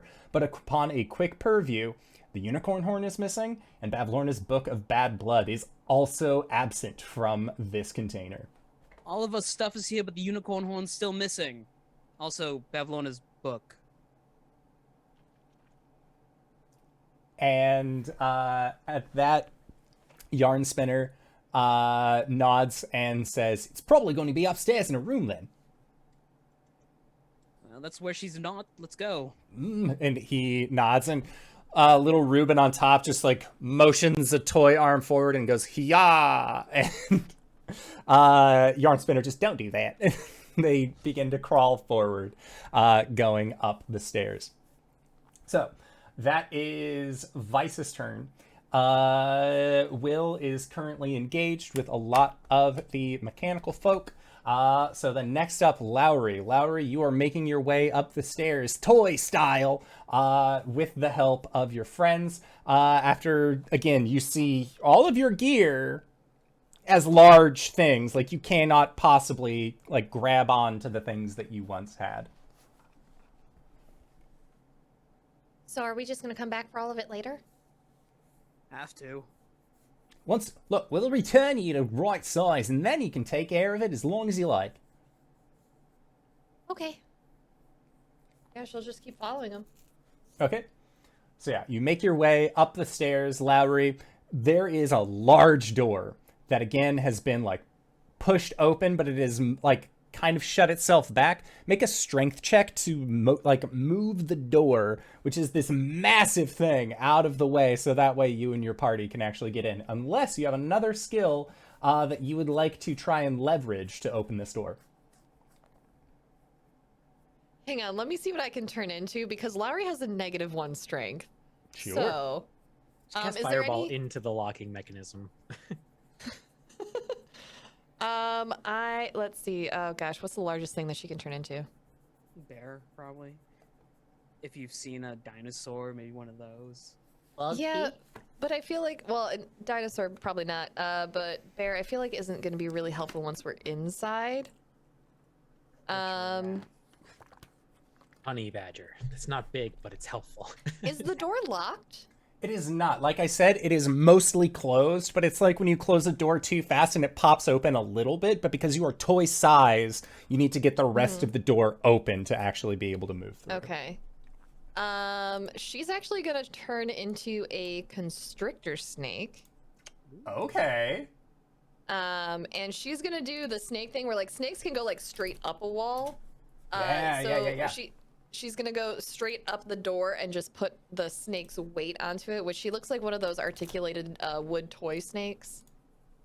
If you've seen them where they have like the painted head and you can just, yeah, they're great. Does it have a tiny little mushroom hat on it? Yes, Awesome. always. Obviously. Okay, so, yeah, make a strength check. Okay, so that's gonna be, okay, that'll give her +2. 17. 17 is enough, so you are able to, as a snake, get this door open. Thankfully for the rest of your party to actually get into Skabatha's room. And similarly described to Clout, you see that there is a small dollhouse There's a perfectly made bed. This room seems very much in order. There's also a cradle that has a neat blanket that has been propped onto it. There is a jar that has a bunch of moths right next to this small house. There's another jar that has a glowing blue mushroom that has been placed into it, that Lowry, you recognize as your mushroom. That's your shit she took from you. Mean hag. But thankfully, you're all up in this lady's business. But getting up there and getting the door open is as much as you're currently able to do to actively, like, begin looking around in this room. Next up, Pam. Pam, you have come through this cracked hole in the wall, which I believe, Vice, you had done in the cabinets. Correct? Yes, so you would be coming in for your point of reference. It is the 3 small rooms next across adjacent from where the pumpkin patch is. And it would be the smaller room on the north side, beneath the first, or beneath the circular room.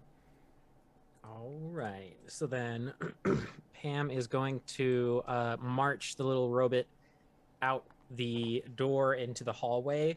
The whole time the robot's gonna, do a pretend soldier march. Mm-hmm. And from what little memory I got from the comms, I need to go north, but I don't know which staircase I'm looking under at that point. So Pam is going to head to the next room over, which looks like the painting room. Yes, that is the painting room. And you can see that there are these black vines and thorns that seem to be spread all around the side of this small room. And there are 5 large portraits that currently do not have anything in them. All right. So Pam assumes that we got at least half of the job done. Like, to put it, again, the portraits are blank. It's not that the, like... Oh, they're not cut out? They're not cut out. Okay, No, they're just blank. Seems like blank canvases in very nice frames. All right. Well, that is not part of the current mission. So Pam is going to... There are stairs in this room. Are they going up or down? The stairs are going up. They're going up. Okay, so Will said under the stairs. So does it look like there's like a cupboard under the stairs door or anything to this, or... There does not. So when Will was talking about under the stairs, for my point of reference, he was talking about like where the really bad kids go. Mm-hmm. There is no cupboard here, but as far as what Will would have at least elaborated, in the room to the south, where all of the tin soldiers are, they have little cubbies that are placed underneath the stairwells. And that's where their houses are. So there aren't any, like, children, like, young children that are currently, like, residing underneath a stairwell by any means. But as far as really bad kids go, similar to how Clapperclaw became a construct, you're guessing that the tin soldiers might have been individuals that were brought over, deemed too rowdy, too problematic to either turn into children or into toys, and got turned into constructs instead. Okay, so then Pam needs to go south. Yes. All right, then they are gonna turn around and start marching backwards, though they won't get all the way through the hallway. They'll be like outside that door. Yeah, we can just say that instead of like going up, seeing that, and then having that realization, like you would have had that information prior. So if you'd like, we can just have you go south right out the gate. Okay. Then yeah, Pam is Operation Find Where the Bad Kids Go, because that's where their friends are likely at, because they are the bad kids. Sounds good. So, yeah, opening this door, you can see that there is that kind of hollowed room. There is a stairwell that looks like it leads... Yeah, there's a stairwell that looks like it leads up. along the far back of the room next to a doorway, and you can hear fighting and the yelling of children, but you do not see your friends. All right, well, that's the distraction team. Cool. There is a cupboard under these stairs. They all look empty. As again, there's no like official like doored cupboard. It's more like hollowed out, like concave resting spots for these tin soldiers that are about your height. And you see that each one of them is currently empty. I relied on children for intel. Well, Pamferdam's at a loss then because they were informed that there was something under the stairs to get to, so they're going to turn around and head north. Okay, sounds good. That is what you are doing. Next up is Skabatha.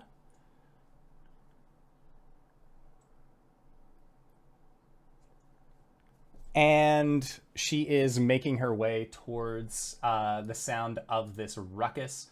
Clout, there's a sound of ruckus. And Sowpig, you can see sort of like gets a little rigid. And then she turns towards the door to the hallway. And she no longer seems interested in you or this new centaur that she seems to have made. And you see that she approaches the door, slides it open, and then walks into a hall and then goes south. Elkhorn, like, starting to move as best they can, like learning to work these horse legs, is just like kind of spelling themselves and just, I hope you're worth it. And he like picks you up from under the arms and then begins to like drag you towards the edge of this cupboard that you were placed on top of. And he says, oh, you better hold your horse. Oh, hold on tight. And then he like pulls and the two of you go careening off. So Clout, roll 2d6. That is how much bludgeoning damage you are going to be taking from the fall off this cupboard. Wonderful. 1, 2, roll. That's gonna be 7. Okay, so a 7. Take 7 damage as you and your new horse friend collapse onto the ground. And you can see like one of the horse leggies is like sticking up to articulate. And he's just like, I don't... he's like trying to like figure out like, is this what horses look like? I don't remember. He's hold on tight, and Clout just ragdolls. Yep. Yeah, it's literally Woody being dropped in Toy Story, just like bloop, bloop, bloop, like Sure. onto the ground. That is all that they can do. Cradlefall is going to hop into a box and make the best of it. Next up is Sowpig. So, Pam, you got into that room, and as you turn around, you see that there is Sowpig standing in front of you. This ghoulish girl that is just sort of like swaying in the swaying in this hallway, and she is going to rush up towards you. And she is going to attempt to claw at you. Yep. Why do I have this dice tray? She targeting the body or the head? She's targeting the body because she assumes Okay. that is all of you. That is a natural 1. Oh, that definitely misses. And that is the only attack that she can get. So she reaches out and your mechanical body just like brazenly like dink, like able to completely get by it. But it seems like she is able to see through your ruse based on smell, as you smell a little bit more alive than the robots that you are currently impersonating. Noted. But she hunts for blood, so kind of goes after things with blood in them. Slorp. Next up, Vice. All right, we're making our way upstairs. Yes, you are at the top of the stairs. The door is open, thanks to Snake Lowry. Oh. And Vice is Yarn gonna- Spinner just, oh, that's impressive. Yeah. Running by Lowry, just patting her on the back. Who passed in? Starts looking around for unicorn horn. Okay, make an investigation check. Hey, web spinner, what's your thread spinner? What's your estimate on this tree going up? Because I smell fire. Yarn Spinner. That's me. Sorry. Thread Twist is another guy. Yeah, sorry. Thread, yawn, you know. They're very different. They're very- He just like straight looks at you, and Ruben I just nods from his back. I apologize. 16. A 16.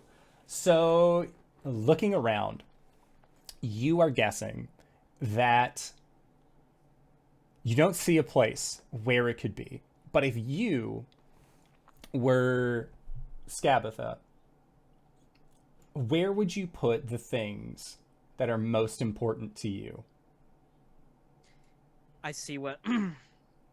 I basically see what Clout saw when he was inside here, right? Yep, there is that very small looking house that seems a lot more dilapidated than the rest of the room. Honestly, And it looks, now that you are toy-sized, like something you could enter into. You know, I would bank on her hiding her stash underneath the bed, but that house looks very inviting. What if it's like a stash under her bed inside of a house? You want to go see what Skabatha's into? And then Vice just, like, is walking backwards. Yes. Little spider follows after you. Okay. So, next up is going to be Will and the Getaway Gang. There's still more clashing, more things are happening upstairs, followed by a lot of like, ha-ha! Hiya! Swashbuckle! Like, he's just like yelling these things, as the other kids are also making a loud ruckus. And then you also hear like the crash of a bottle. And you're guessing that they're taking your idea of start mini fires as literally as possible. You just told a bunch of possible pyromaniacs that you need fire. I need fire.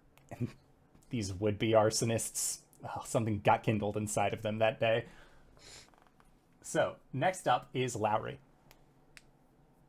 Lowry, you are a snake.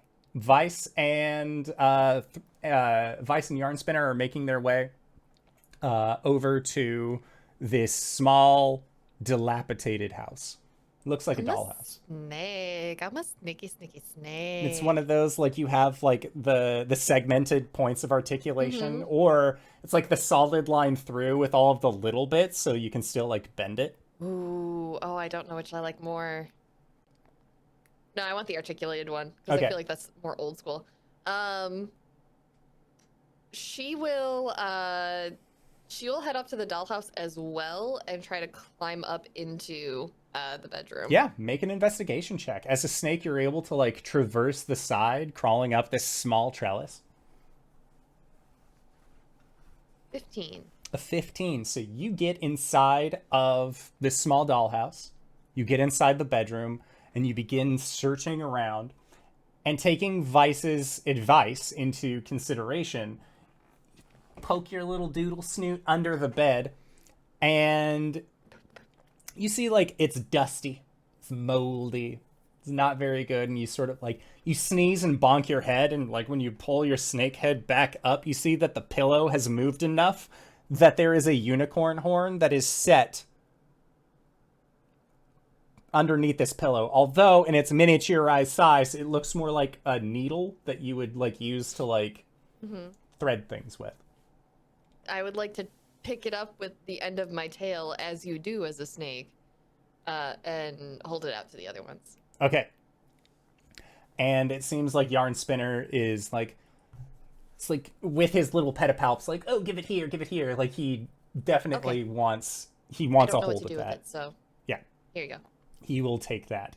And then when it is on your guys' next turns, that is when you will be able to utilize this unicorn horn.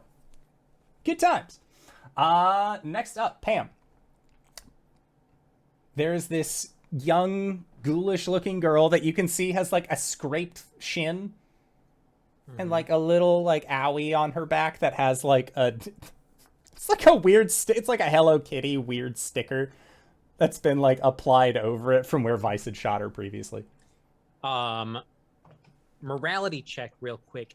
Does Pamferdam register this as an undead summon or as a sentient child? Make an insight check or an arcana check. Okay. Which one is slightly less bad? Oh yeah, I have a big brain arcana do. 18. 18. This may be the form of a young girl, but this is an undead creature. Cool. Then Pamferdam, without concern anymore, for like a half-second hesitation. All right, action economy. First, the mechanoid in front of Sowpig will open up its robot face, and Pamferdam will quick pocket up a piece of butter from their little wireframe on the inside and throw it into their mouth, and just instantly react by casting grease in a 10-foot square centered on Sowpig and the square foot directly behind her. Whoa! Grease. So that is a dexterity saving throw from Sowpig. Okay. That is a 12. All right, that's a fail. So she is now prone and coated in oil. She slipped. All right. And Pam will fish a wireframe out. All right. I used an action, so I still have my bonus action. Cool. So there will be some gesturing inside the mechanoid and a quick dabbing of something on Pam's tongue. Just Yeah. and just pull out a loaf of bread that's now on fire. As they used their draconic ability to make it a flaming object, and just drop it into the oil on Sowpig and engulf them in flames. Yeah, Sowpig is now on fire. Because they failed the dexterity save, I won't have them make another dexterity save to avoid, because again, covered in grease. For the initial turn of dropping it, roll 2d4 for me. 2d4. For the initial burst of flame, and then she will take additional d4 fire damage as she continues to be on fire. All right, well, that is 6 fire damage. Oh, jeepers. Okay. The construct does not need a bonus action to use its movement or its reaction, so then now that she is prone, the construct is going to attempt to move through this oil, this flaming oil, in order to get to the other side. Okay, for that, the construct will need to make a dexterity saving throw. All right, let's see here. D20, biggity bang. Plus your dex is... That is only a 9. So my construct falls prone, and Pam just rolls out of it on the opposite side. Okay. And that is Pam's turn. Okay, the construct is made of flammable things, correct? Construct is on fire too now. Okay, the construct will be taking upkeep fire damage as well as Sowpig as it continues to roll took around. the exact same amount of damage as Sowpig. Cool. Okay, so then at the or no, that was Pam's turn. Next up is Skabatha.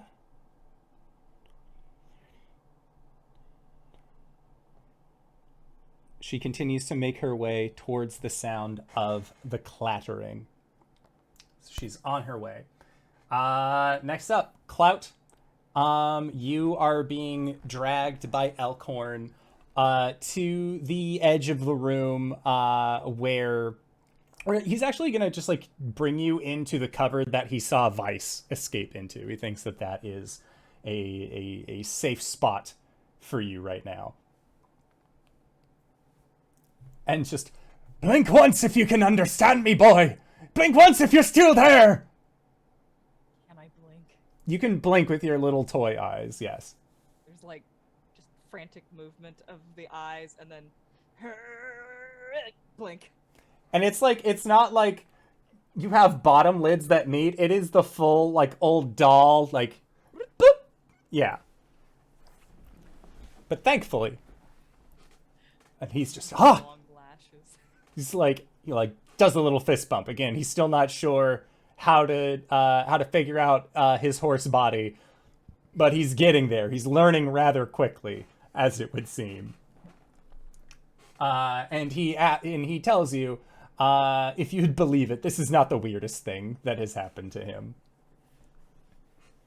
Then that was Clout's turn. Next up, Dragon's doing some shady things, but it is Sowpig's turn. Roll a d4 for me.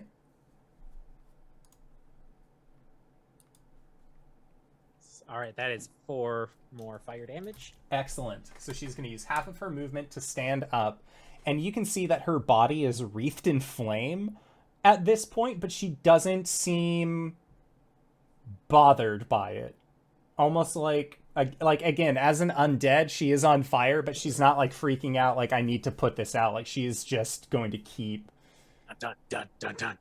just going. So this flaming, like on fire creature with this half pig mask, these gnarled undead teeth that seem to come from an almost slack jaw, looks at you and says, "You should be running." And she is going to rush towards you.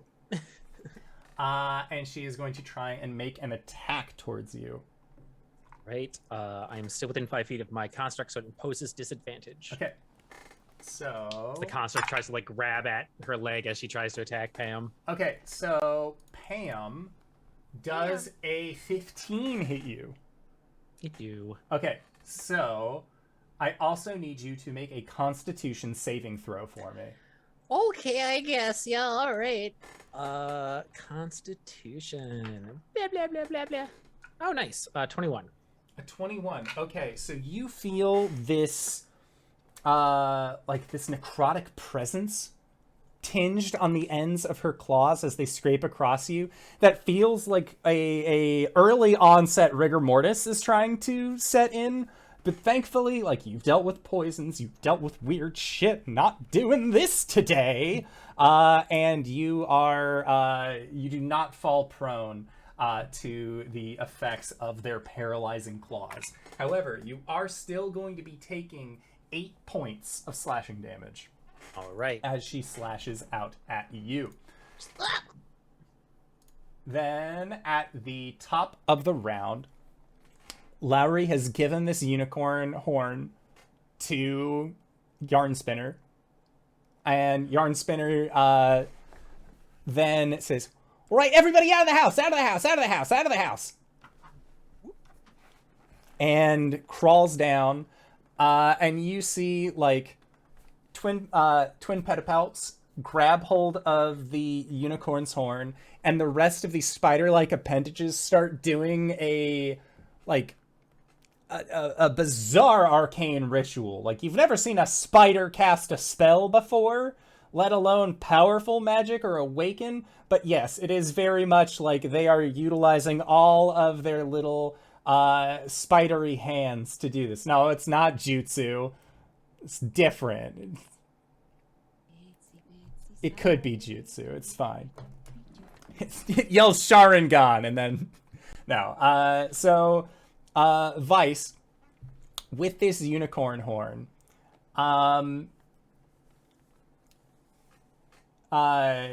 Yarn Spinner then leans forward with it and pierces into your side.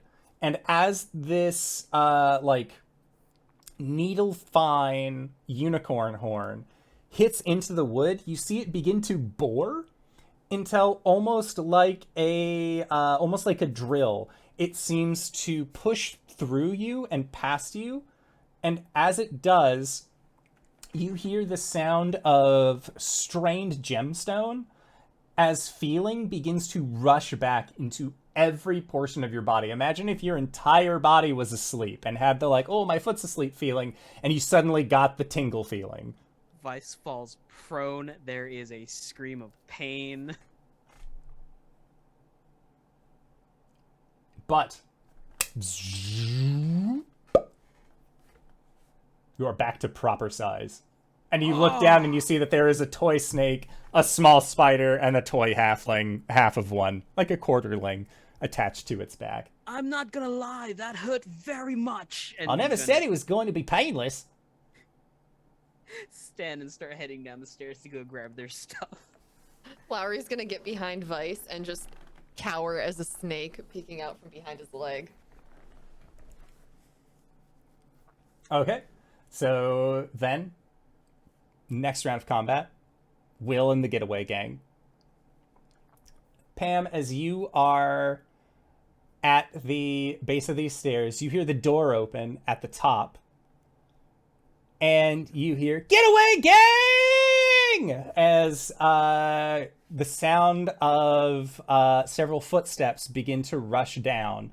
And you see, not being able to fully make it down the stairwell on their own, instead, a mechanical construct of a tin soldier that is no more just doom, doom, doom, doom, doom, doom, doom, doom, doom, doom, doom, doom, doom, doom, as it rolls all the way down the floor. And you can see that there is a light of what looks like shadow dancing kids coming from the top of the stairwell, and you feel like this was the right call, this was the right choice. Nice.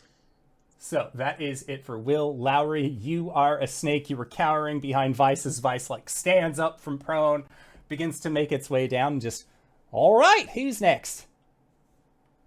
Snake Lowry nervously back and forth. And repeat of the same arcane ritual. And then you see like, it thinks to itself and like changes some of their hand signs.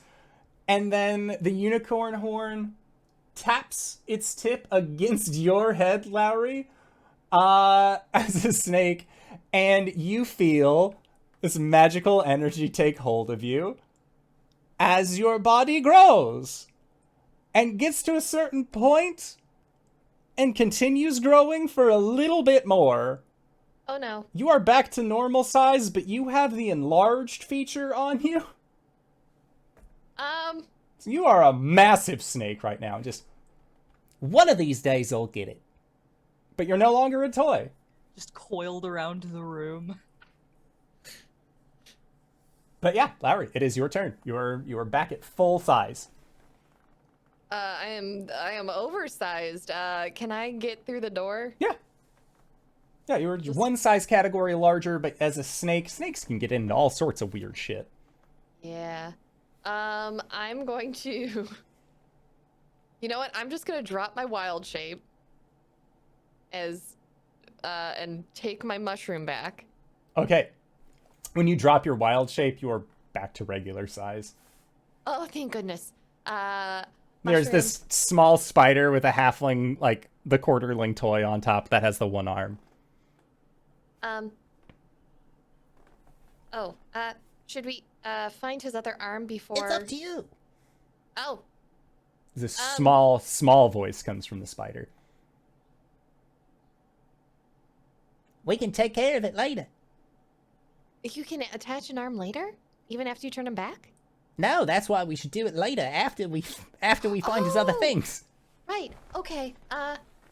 Here. And she's going to scoop them up and just set them on her shoulder. Oh wow, this is nice.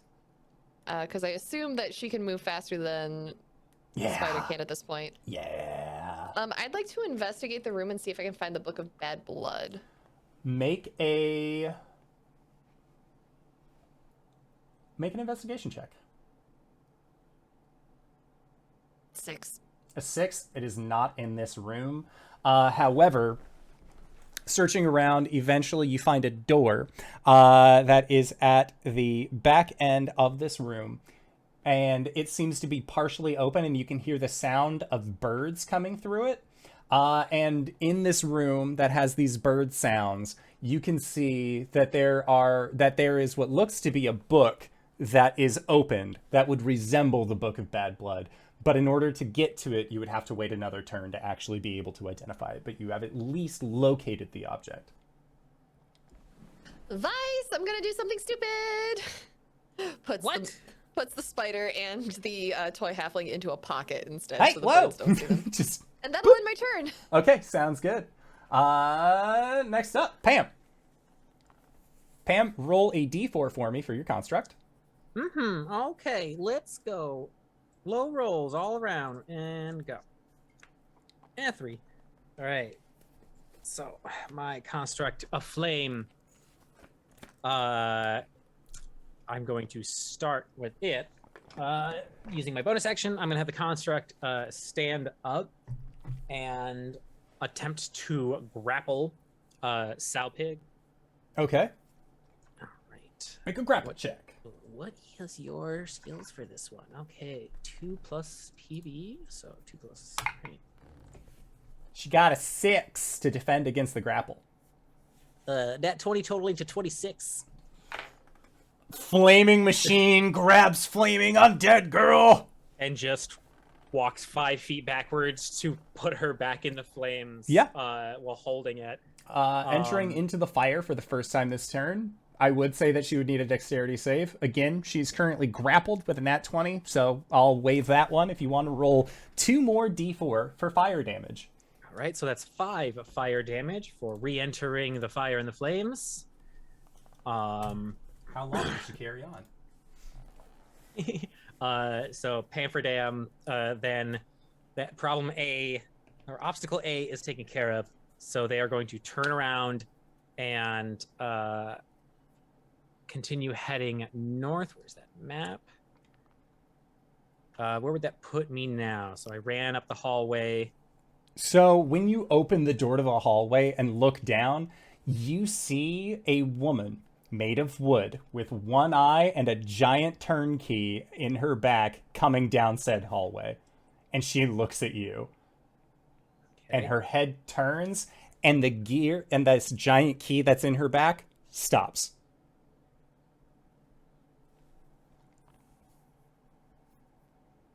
And then clicks once. Okay. Pamferdam is going to glare at this hag. Mission isn't complete yet. How many hit points does Pam have? A lot is going through the milliseconds in their head Oh, yeah. as they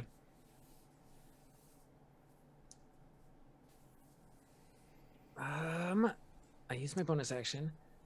Action. Not yet. Still have a loaf of flaming bread. It's true. I do have a loaf of flaming bread, but I'd have to go grab it. Instead, Pamferdam is going to sigh and pull out a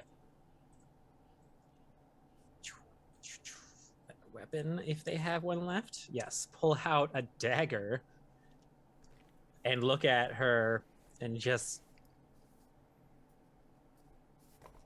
I will never again be put under the yoke of a fascist leader. Stay. Pamferdam goes for a stabbing. Okay. Roll to stab. 20 to hit. 20 hits. Roll for damage. All right, minimal damage of 3 piercing as this hag is shivved. And then I'm going to try and pivot using my smallish frame to be behind her from the place that she was coming from. Okay, sounds good. So you have placed this room, the flames, Salpig on fire, your mechanical construct, all the shit that's going on, and now you are behind her. Okay. Cool. Next up is Skabatha. And Skabatha looks down towards you. And she says,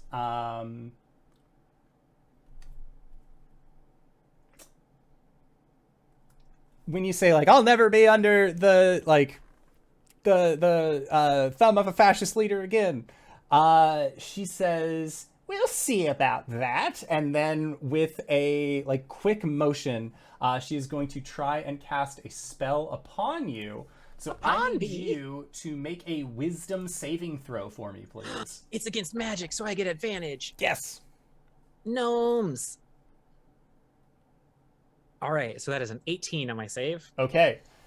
In the same way that you shook off the poison, she attempts to cast a polymorph spell on you. But you are able to shake it off. You were able to get by. And she then distances herself from you. She seems to go backwards and walks backwards into the room with your steel defender and with Sowpig. She's not disengaging, so if you would like to take an attack of opportunity, you are more than welcome to, because she was within combat distance of you. As an artificer, their reaction is more important to me in other ways, so no thanks. Sounds good. So, that is all that she does on her turn. You have no idea how wrong you are. Okay, so that was Skabatha. Clout.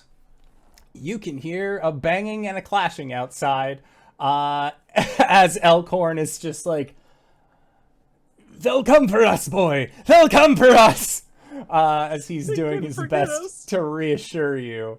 And he starts looking around for weapons that he or you would be able to use if you are awakened and turned into toys to then fight.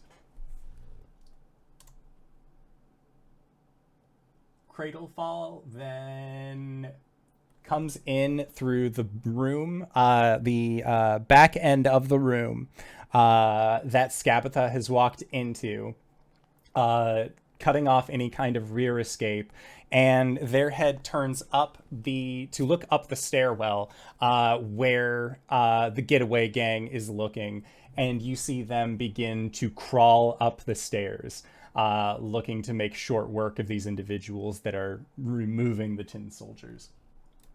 Next up is Sowpig's turn at the top of the turn. Roll a d4 for me. She's still on fire and has not put it out yet.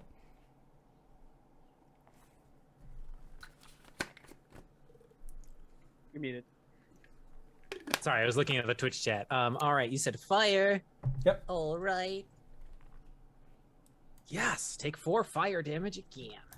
So it looks like Sowpig, like, she's covered in burns. And as the last of this fire continues up, there is just, like, as she's being grappled, the head lolls forward, and the pig mask comes off. And you see her entire body just slouches. And she seems like no longer a threat. To put it lightly, it seems like your flames have done good work against this undead, as ghouls don't actually have a whole lot of hit points. Who would have thought? Your emissary has fallen and your castle is crumbling around you. And as you say this, Skabatha looks towards you and says, "It's a good thing I had one last trick that it seems like I'd forgotten." No. And Vice, you are Hi. boop, boop, boop, boop, boop, running down the stairs, picking up your shit. Lowry! And you heard Lowry say, "I'm going to do something stupid." Last time she said that, she ended up getting almost dissolved by a gelatinous cube. So take that with a grain of salt. There is a moment where Vice weighs his options. Can't save Clout without Yarn Spinner, who's on Lowry, but then Pam is probably still fighting. Fuck! He's going to use an action to dash back up the stairs and into the room. Look over to Lowry. Lowry, this place is burning down. We have to go now. And you see that Yarn Spinner pokes up out of the pocket. "I'm so glad you're back. Well, she almost ran off with this." And he like tosses you the miniaturized unicorn horn. What am am I supposed to do with this? Well, I don't... Clout. You utilize its magic and stab your friend. Turns back on his Stab them healing. out of friendship. And if you see Elkhorn, make sure he gets his regular legs back. Oh, he's gone. Dwarf centaur, dwarf centaur, dwarf We're centaur. also looking for an arm. Dwarf centaur, dwarf centaur. Is that a Shetland pony?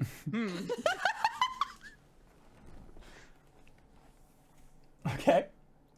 So yeah, Vice, you get this, dash back down, and you're making your way, like, through this house, and you can see that the doors have all been, like, pushed open, and they are, like, it looks like there is a clear walkway, almost in the same way as when you were rushing around here not even a day ago. It looks like somebody's making some beelines. Yep. He's gonna use as much of his movement as he can to get back into the room with where Sowpig was. Okay. And start looking for them, the Clout and Elkhorn. So that would be, that's a far distance away. Yeah. So it'll be Yeah, over. Yeah. turns. It'll be next turn if you use your dash action. Because again, as a rogue, you have dash as a bonus action as well. You Yeah. can run pretty fucking far. So if you we'll say that you grabbed, narratively and mechanically, you grabbed you got tossed the unicorn horn. You didn't make it all the way down and then come back because that would be a waste of movement. So you are one more turn and you could probably make it there. If you're So moving I, 9 squares a turn, you could. Yeah. So if I do movement, Yeah, if you dash, use and then if you use action next dash. turn for all of your movement, or at least most of it, other than the action, you should be able to get there. Hopefully, Clout is not hiding and is in an easily spottable place. Doubt, yeah. But you should be at least able to get to that room. At the top of the stairs, it is Will's initiative. You hear Sloane cry out, and she got stabbed by one of these individuals. It happens. And Will, you hear, "Remember, just meet back at the tree!" And then he makes his way down the stairs, and he sees Cradle fall. And he will, he'll try and slash out towards Cradlefall. And with his, he's using a spear this time around. And he's going to try and, jab out at it. He does good work. He's able to stab at this Draconic friendo. And he deals 9 points of slashing damage onto Cradlefall. Nice.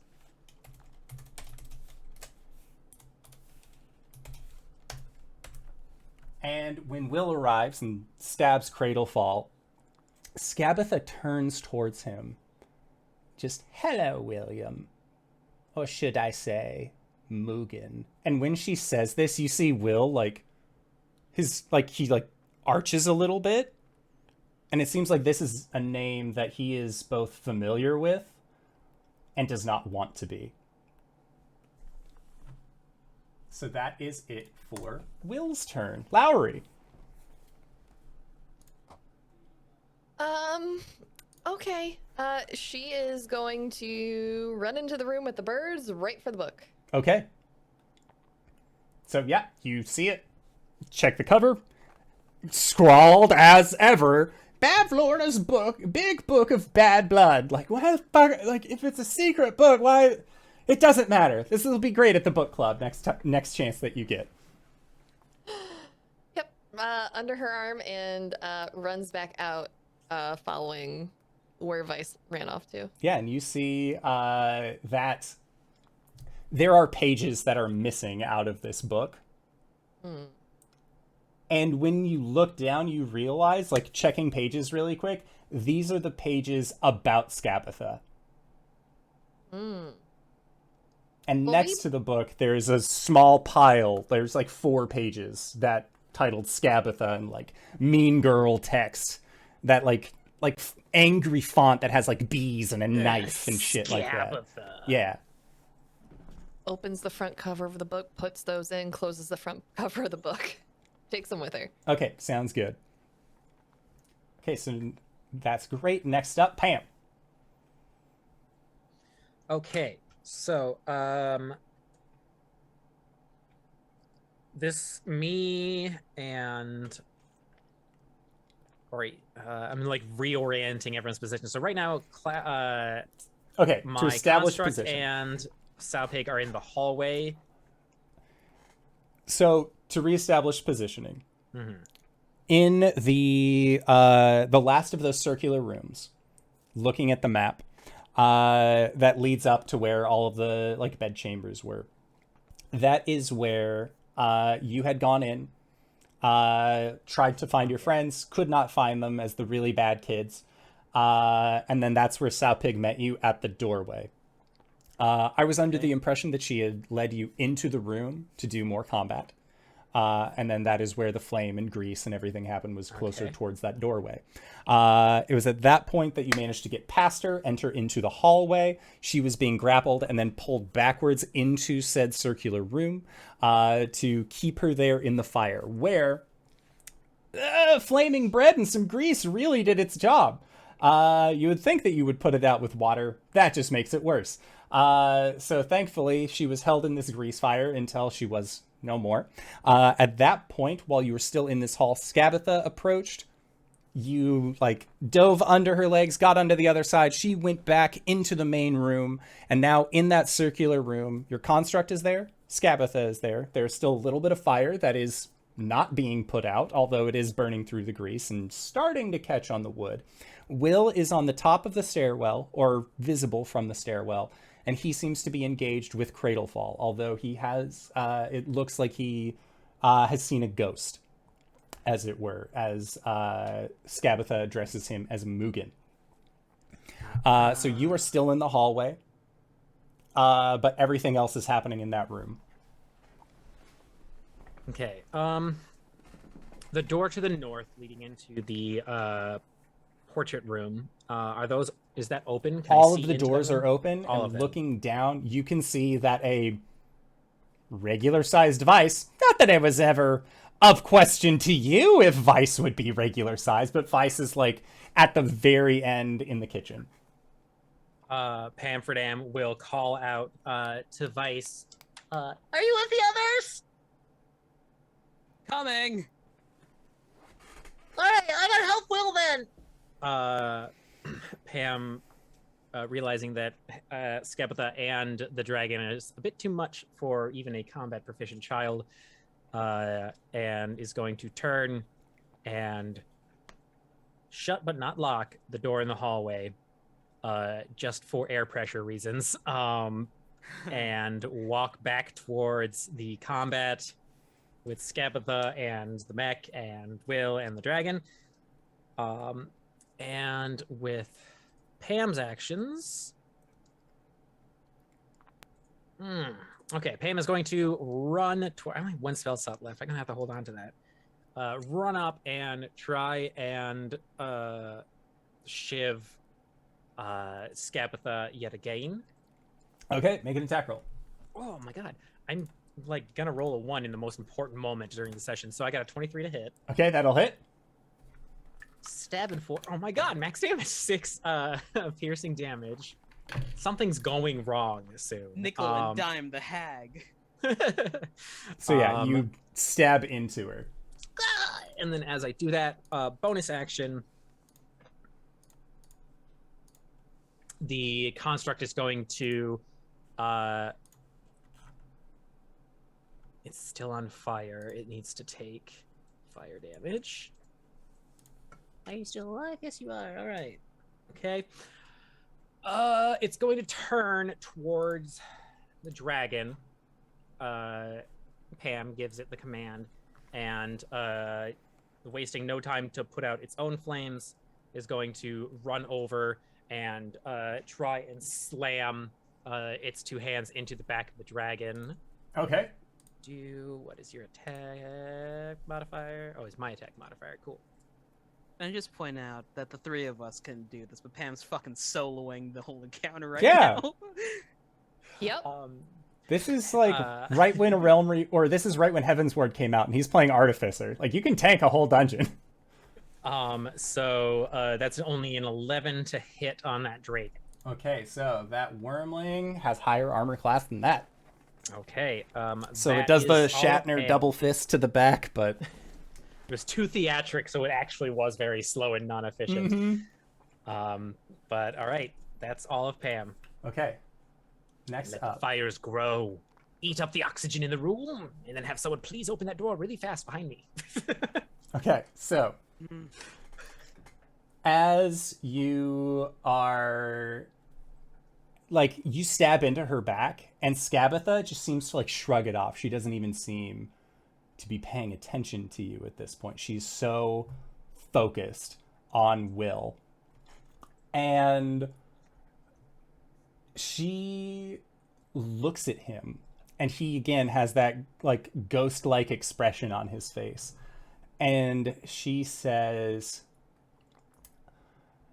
it would seem that my sisters attempted to stunt my powers by taking away my most faithful servant.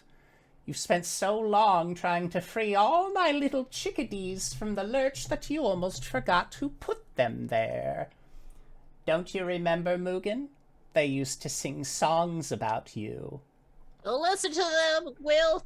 And she takes one gnarled wooded finger and then begins moving it back and forth, almost like a metronome. And she says, "Lock the door and blow out the light. The hungry Oni haunts the night. Hide and tremble, little one. The Oni wants to have some fun. Hear it scratching at the door. See its shadows cross the floor. The sun won't rise for quite a while. Till then beware the Oni smile." And as she finishes her song and casts this spell, This is on Pam for letting her sing this whole thing out. you see that this spell hits Will in the chest, and as it does, he sort of stumbles back, his hand still on his spear, and there is this like the sounds of cries and yells from the getaway gang up in the top room are victorious as they begin to make their way down the stairs as well, and Will looks up at them, and he grabs at his abdomen, and his head falls forward, and that large tuft of black, like that black afro that he has, begins to change and straighten into long white hair as his skin takes on a bluish appearance, and you see that he gets muscular. He gets strong, he gets large, and he turns into the height of a full-grown man with, again, like tattered robes, revealing like thick musculature on this bluish skin, these deep, like black sclera, yellow eyes, gnarled teeth, tears streaming out of his eyes as he yells loudly, "How could you?" And he dashes. Like, it is just like, you see like where he was, and there is just like the skiff animation of things moving from where his feet were. And that spear that he had, that ability that he was able to utilize with childlike prowess, is now a glaive. And that glaive is coming towards Skabatha as he begins to make his assault towards her. Ooh, I was expecting to get fucking stabbed. That is a 15 to hit. And Skabatha, with this glaive, brings her hand down and just catches it and looks at him in the eye. And he, like, before she can even say something snarky, he just brings back his left hand and tries to scrape out with his claws to gouge that eye that she still has left. But it seems like, much in the same way a gangly teenager is still getting used to the size of their own body, Will is going through the exact same and does not have enough to claw out towards Skabatha in this. But that is Skabatha's turn. Next up, Clout. Clout, the door is open. You have heard this strange sing-song. Make a Arcana history check.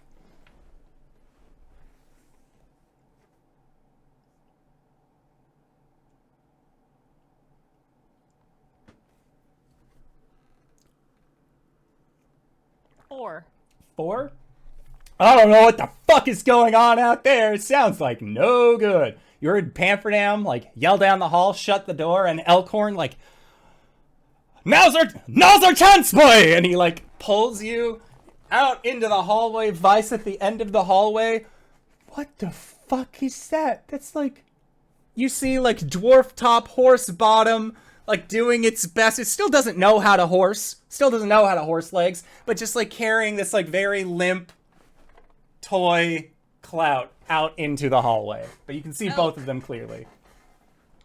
And Clout, seeing Vice in normal form, you're guessing, you're hoping, you really want to believe that he has the ability to change back.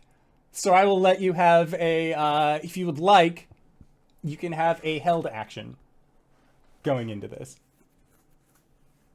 Is there anything else to interact with in the room?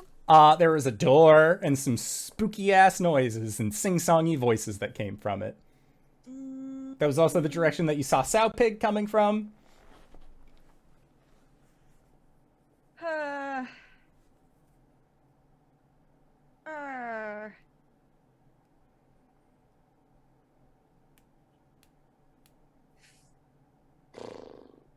A held action, eh? Can I you can't cast a spell as a held action, can you? You can, but yeah. if the parameters aren't met, then you burn through that spell slot. Alright, I'll cast a spell on myself. Okay. If and when I'm, returned to capability. Okay, sounds good. So Cradlefall is in the room, and they are going to fly down and begin to attempt to assault Will of the Woods. That is a natural 1. And that is also not enough to pierce Will's tough hide. So thankfully, Green Dragon Wormling is doing his best and not successful on this. Top of the round, Vice. Ooh, Vice kids to a stop. I'm going to transform you back later when we find your legs, Elk. I want to stay this way! I'm learning! He will turn and pick up Cloud. Bolas, Rakdos, Levis. I don't give a fuck who's out there. Please just let this work. Yeah, and it courses with this, like that purplish arcane energy that seems to manifest whenever you use your abilities. You boop onto Clout, and Clout, there is a flash in your eyes, and you can see what looks like Vice's horns, but there is like this gem that hovers in the midst. You feel hot, you feel warm, and in the darkness, in the space where this crown of horns meets, you see 2 yellow slitted eyes open. And when you open your eyes, you are full size. And looking down, you see this little, like, dwarf tar. Just, me next! Me next! Although, with how small they are, just, me next! Me next! Okay. With my held action, I'm casting Enlarge on myself. Okay. So he just keeps getting bigger and bigger. He doesn't stop, like, at his normal size. No, you fill the hallway now. He's just towering over Vice, and he's gonna reach out and grab his collar and say, "Where is everyone else?" Vice with the unicorn horn points through the door. And again, it's the size of a needle at this point. He just turns and looks.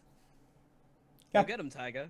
Door is closed, as Pamferdam was really hoping that it could create an oxygen seal and cause some fun with fire, to say the least. I'm in a hallway. No. Fun with fire. You're a tiefling. It's fine. Yeah, tiefling. Yep. He's a tiefling. He's a Wink. tiefling, right? Okay, so Vice, you have used your action and speed to boop Clout back together, and it seems like you're a little too good at making Clout bigger. You're starting to wonder, because Clout, like, you didn't know Clout had, like, the enlarge spell ready, that, like, is this just what it does? Like, if it detoyifies you, you just turn massive? Because that's also what happened to Lowry. That's so rad. I'm just gonna. Just stabbing yourself with this little thing. Come on, come on. Okay. Next up is Billiam. Will. He is going to attempt to stab. And he gets his glaive attack off on Skabatha. Which is nice. So then... Ooh, max damage for 14. Woo!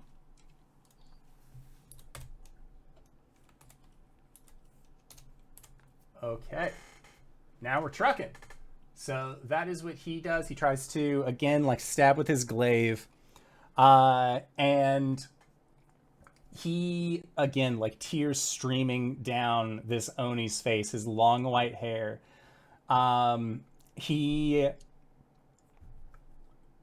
You see that he doesn't try to speak or yell towards Skabatha, but he throws out a voice that seems so out of place for an Oni, and just, Sloan, Zenor, it's too dangerous! You have to fall back! And Skabatha just shakes her head as he tries his best to maintain the voice of Will of the Wood. Or Will of the And will Wild. also scream out, And shut the door up there!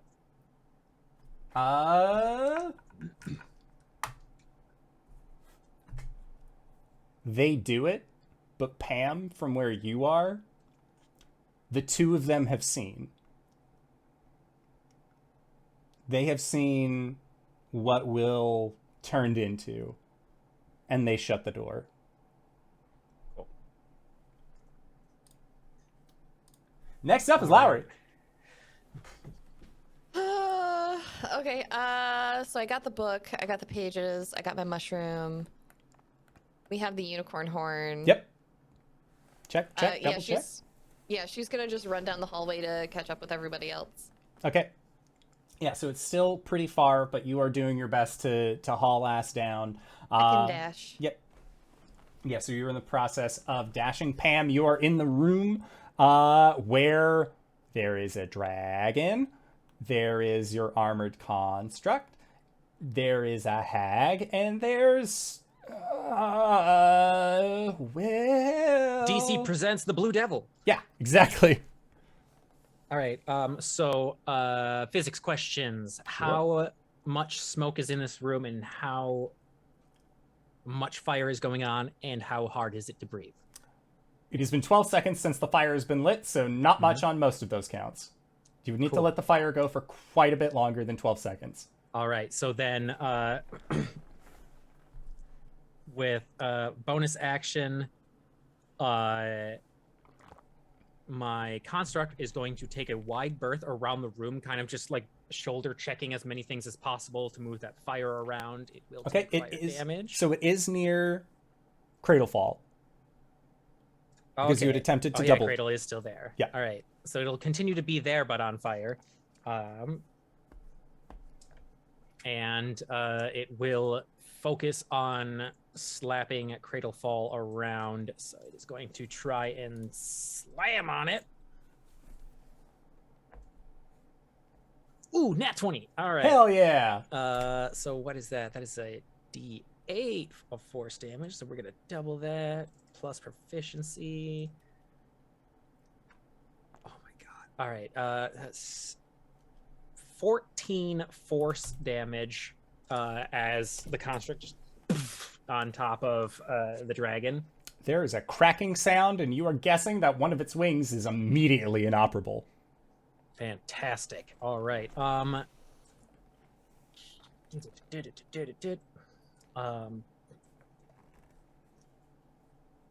Pam will try and get Will's attention and be like, Nothing else matters right now but keeping her in the room here with us as long as possible. I just need you to focus up. You've got this. Pam is not phased or concerning themselves with any transformations that might have happened, and will try and shiv the hag yet again. There's a 10. All right, there's a low roll. Okay, 10's not gonna hit. All right, that's all Pam. Okay, sounds good. Next up is Skabatha. And Skabatha, let me check. So she is rather upset at the turn of events. It seems that she was not expecting Mugen,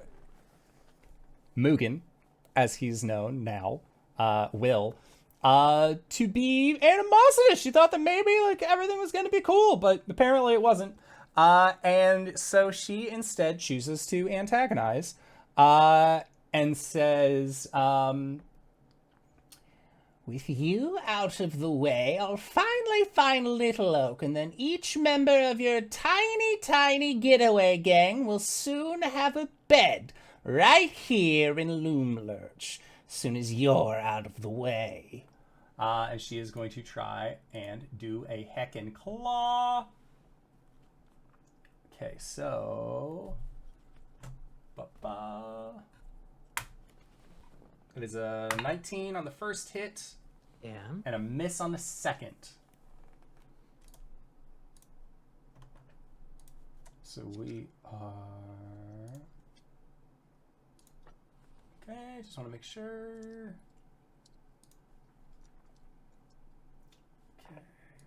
Okay.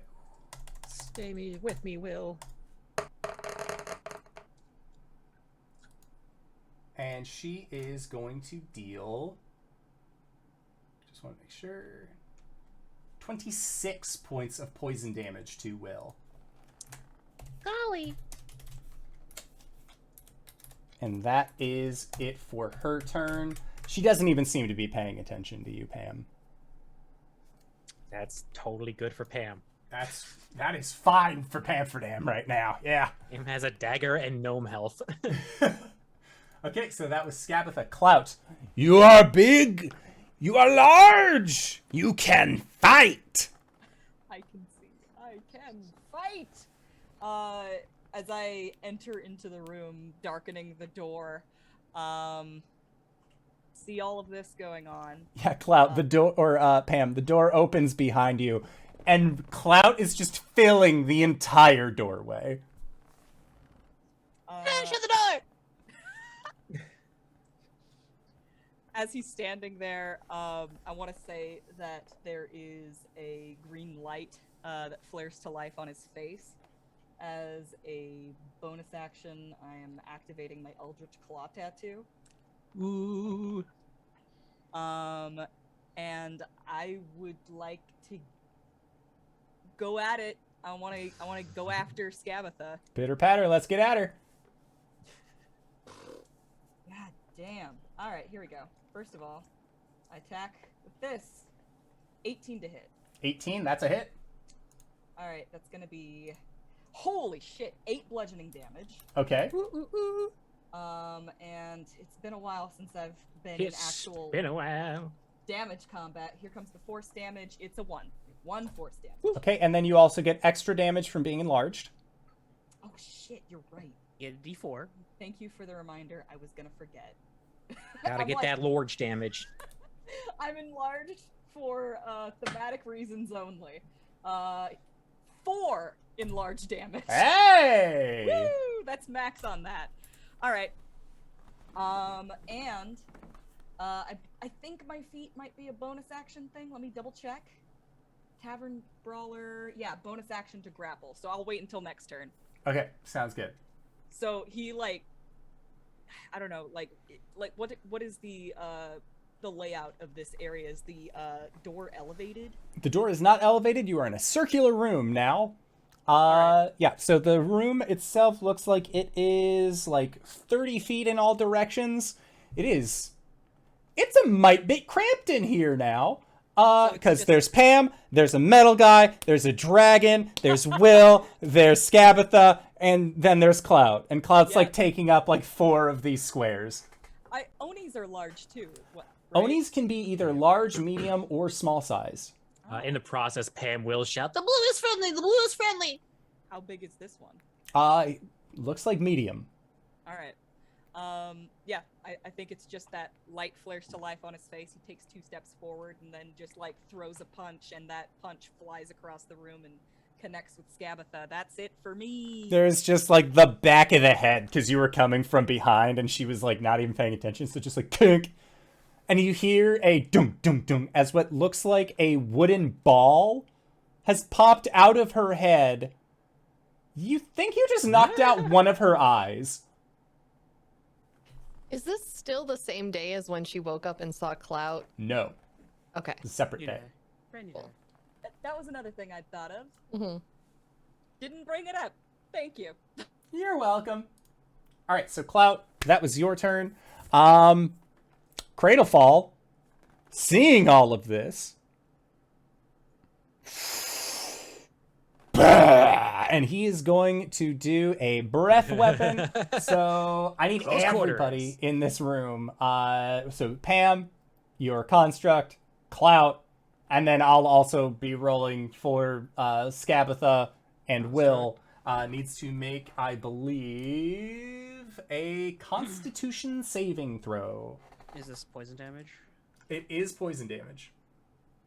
All right. The construct is immune to the effects. 22. Pamferdam failed the save, but will engage one using the reaction draconic resistance for this damage. Okay. So Skabatha fails. And Will is fine. Good. Blue on blue, blue on blue. Okay, so everyone who failed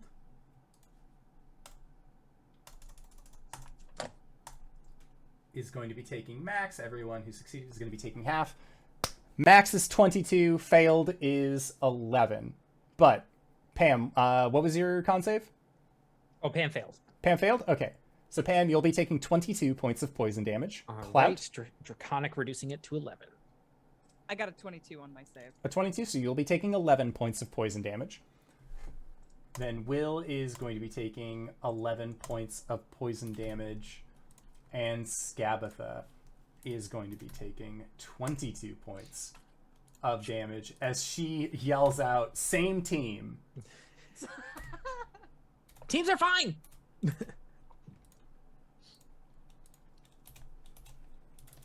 Okay. So that is Cradlefall's turn, and then at the end of his turn, he does not gain back his breath weapon. Next up, Vice. Good.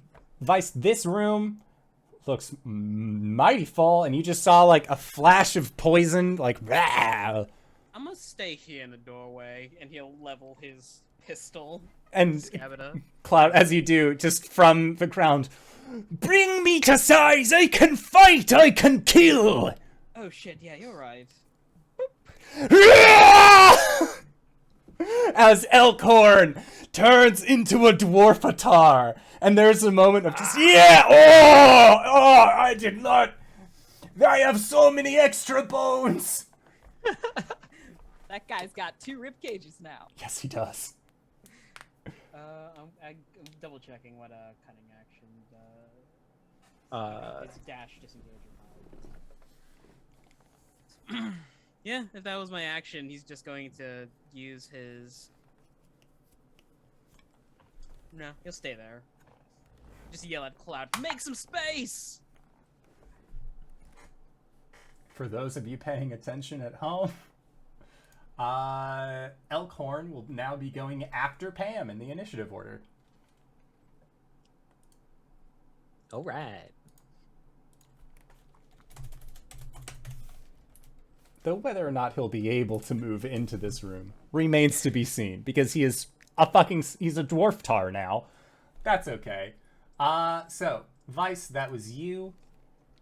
It is Will, and Will is he is going to, because Clout, you did not grapple Skabatha, correct?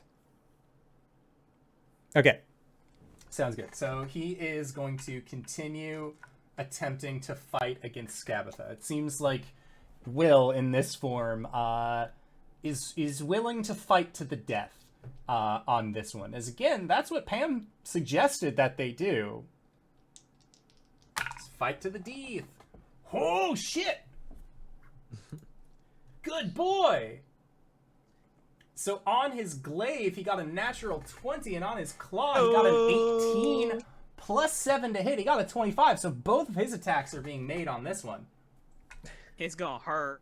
I heard. That's a lot of damage. Okay, so Why didn't we fucking do this in the first place? okay, so he is going to deal 17 points of slashing damage. And then that is with the glaive. And then with him's claw, that is 10 points of slashing damage with these blackened claws.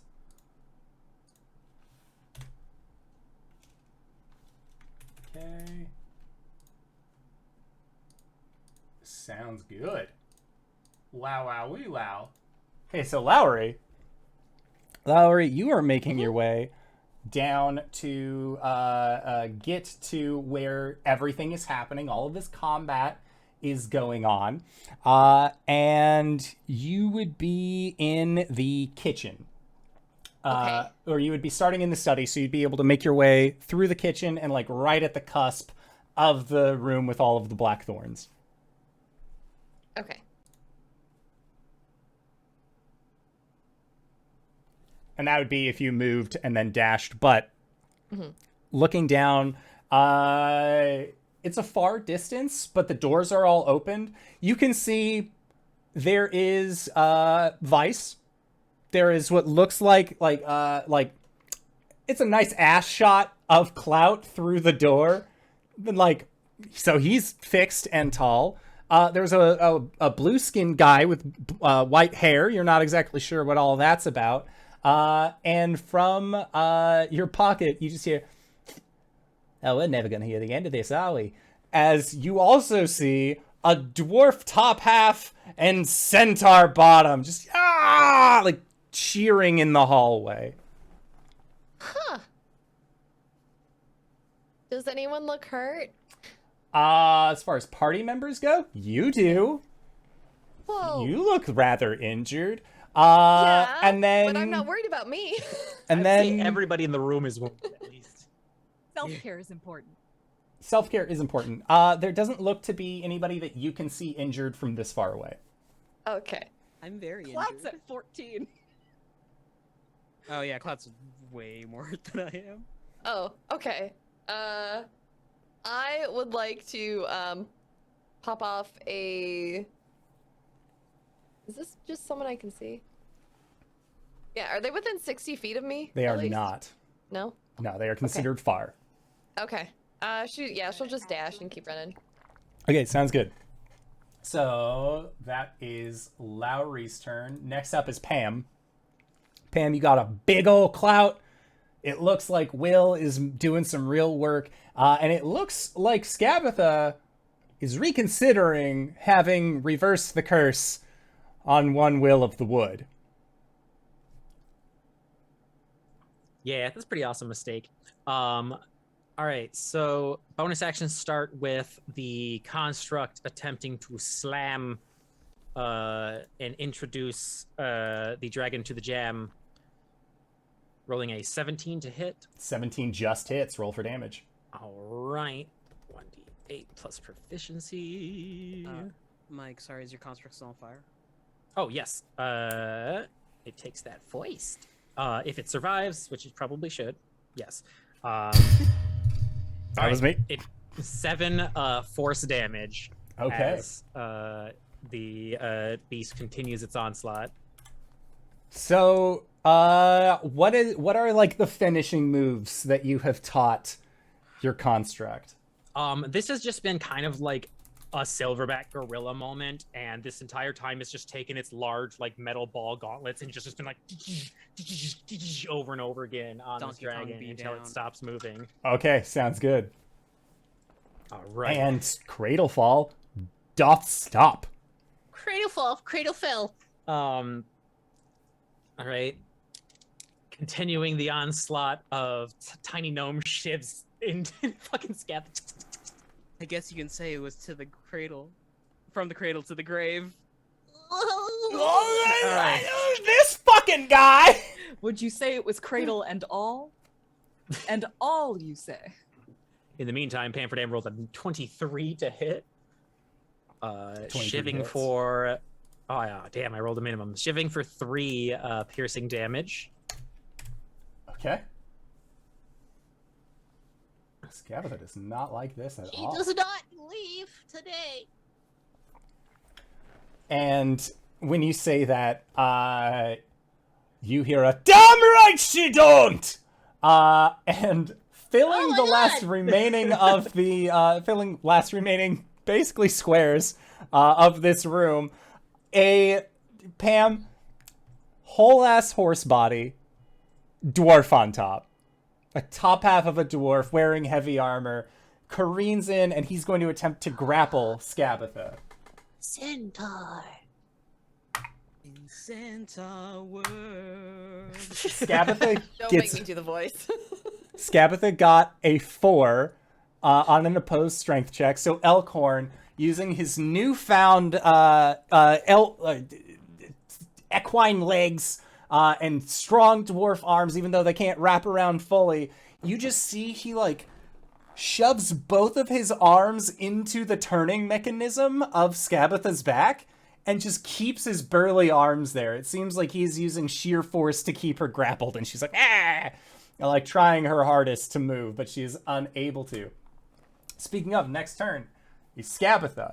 Skabatha sees that she's in quite the pickle, as it were. So she is going to... Well, she can't move. She has to break the grapple, so she's going to attempt to do that. She got a nat 20. So... he thinks that he has her grappled, and there's just a... as she just, like, disconnects herself from the large, like, turning mechanism. And then she is going to go... Oh, that answers my question. She's going to go 60 feet down the hallway towards the room with the thorns. So, Will get an attack of opportunity. Pam will get an attack of opportunity. Elkhorn will get an attack of opportunity.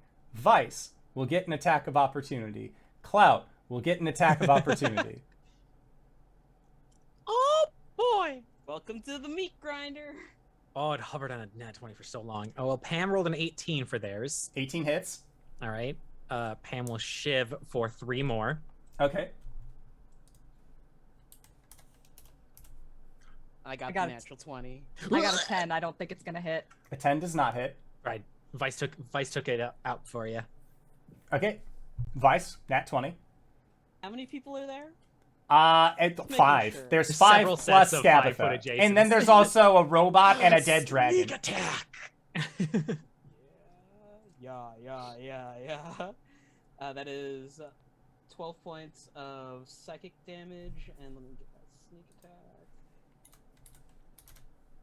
Oh my god, I want her to like survive with 1 hit point, but then be face to face with Lowry on the other side. 17 points of sneak attack. Oh, shit. Okay. Woo! Okay, so... then... the Oni's Claw hits. And God, they- Elkhorn with no weapons just goes to like try and like horse kick. Seems like he's learning this thing, but I say nay! but he's still not used to it. So like he rears up to do the front kick, not realizing that the back half is where most of the power for a horse kicky come from. And he just sort of like and like isn't able to. But Did Clout get a attack off? I missed. Oh, okay.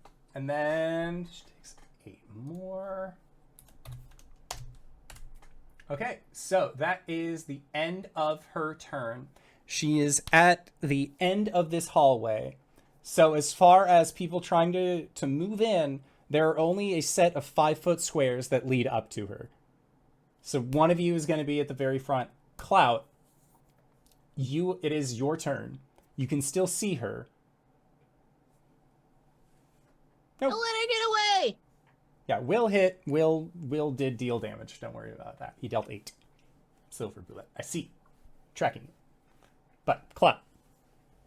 However, with your enlarge spell... Mm-hmm.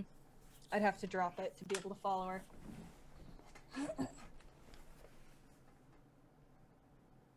I'm cool with that. How does she look as far as damage goes? She looks fucked up. Not dead enough. Like, she's, like doing her best to, like, scramble forward, but you can tell that without that, like, giant key, like, turning key that was in her back that she had, like, popped off, it looks like she's, like, starting to, like, wind down. She managed to get 60 feet, right? She did. I can't attack and chase at the same time. I have a feeling she's going to be able to handle pretty much any spell I can throw at her.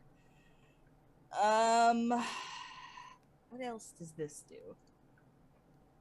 And I know that we've gone well past our time. Thank you all for sticking with us so far. Oh shit, are we past time? Yeah! Just keep going. It's fine. Just go. Inisha. God damn it. I'm gonna try and go for a vicious mockery. Okay. What does she need? Wisdom save, please. That is a 19 on the die. She makes it. Okay. So she shrugs off the effect of that. Can I at least try for an intimidation? Yes. Just out the door. I don't care if it does anything. Okay. I just want to fucking knife her in the back. He's gonna run for a little bit and then just kind of like slow to a stop. And he doesn't say it very loud. He just says it quietly enough for only her to hear. And he says, Zabilna sends her regards. Okay. Love that for me. Let's see where this goes. 18 on intimidation. 18. I'm not even going to roll for it. She is low. You have said chosen words to her. This is just going to happen. Like, there is that, like, turn and look at you, and there is so... That ire that was there, that spite, turns to fear. Like that. Clout, you've been a bouncer for a long time. You know the minute that all of the fight drains out of somebody's body, and you are seeing it on her right now.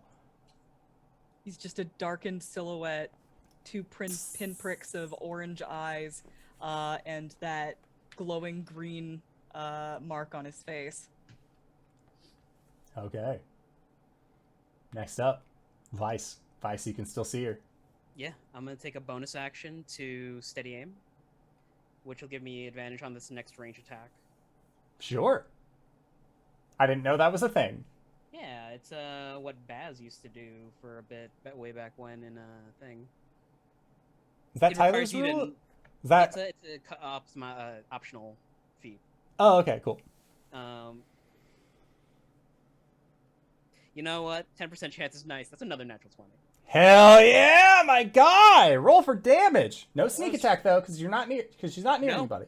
I have advantage. Oh shit! Yeah, roll my rogue. Let's go, my rogue. That's 10 points of psychic damage.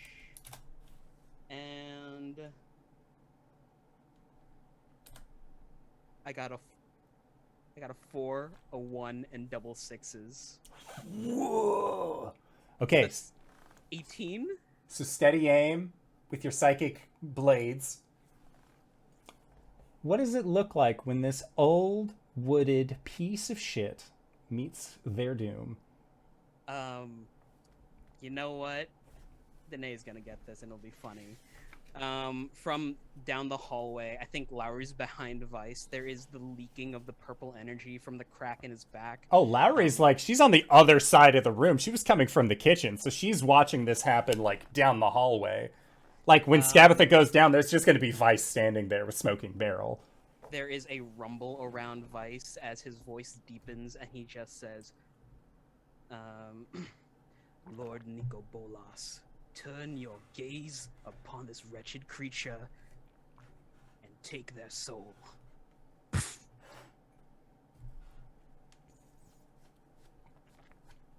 Okay. So, this blast hits, and Lowry, you see Skabatha, like, run into this room, and then, like, she turns, and there is that moment where you see, like, her shoulders slouch, and you can tell, like, she's afraid. She's scared. And then as wood chips burst from where her chest is, you realize that she had damn well reason to be, as you watch as her doll-like construct body crumples to the ground and shatters in front of you. Now, Lowry, you are in this room, and you see from the inside of Skabatha's body a matte black beetle crawls out and begins to scuttle its way down the hall. And it seems to be coming directly for Vice. And Vice, as, like, you have, like, this calming moment of, like, yes, the evil has been defeated. This beetle, you feel a, like a scuttling sensation come up your leg as this matte black beetle attaches itself to your shoulder for just a brief moment as you hear something. And the beetle says, Endlin fears eclipses, not just real ones, but symbolic ones as well. If you want to kill her, best do it during an eclipse, or her body will reform. and then the beetle spreads its wings and flies off into the darkness of Loomlurch.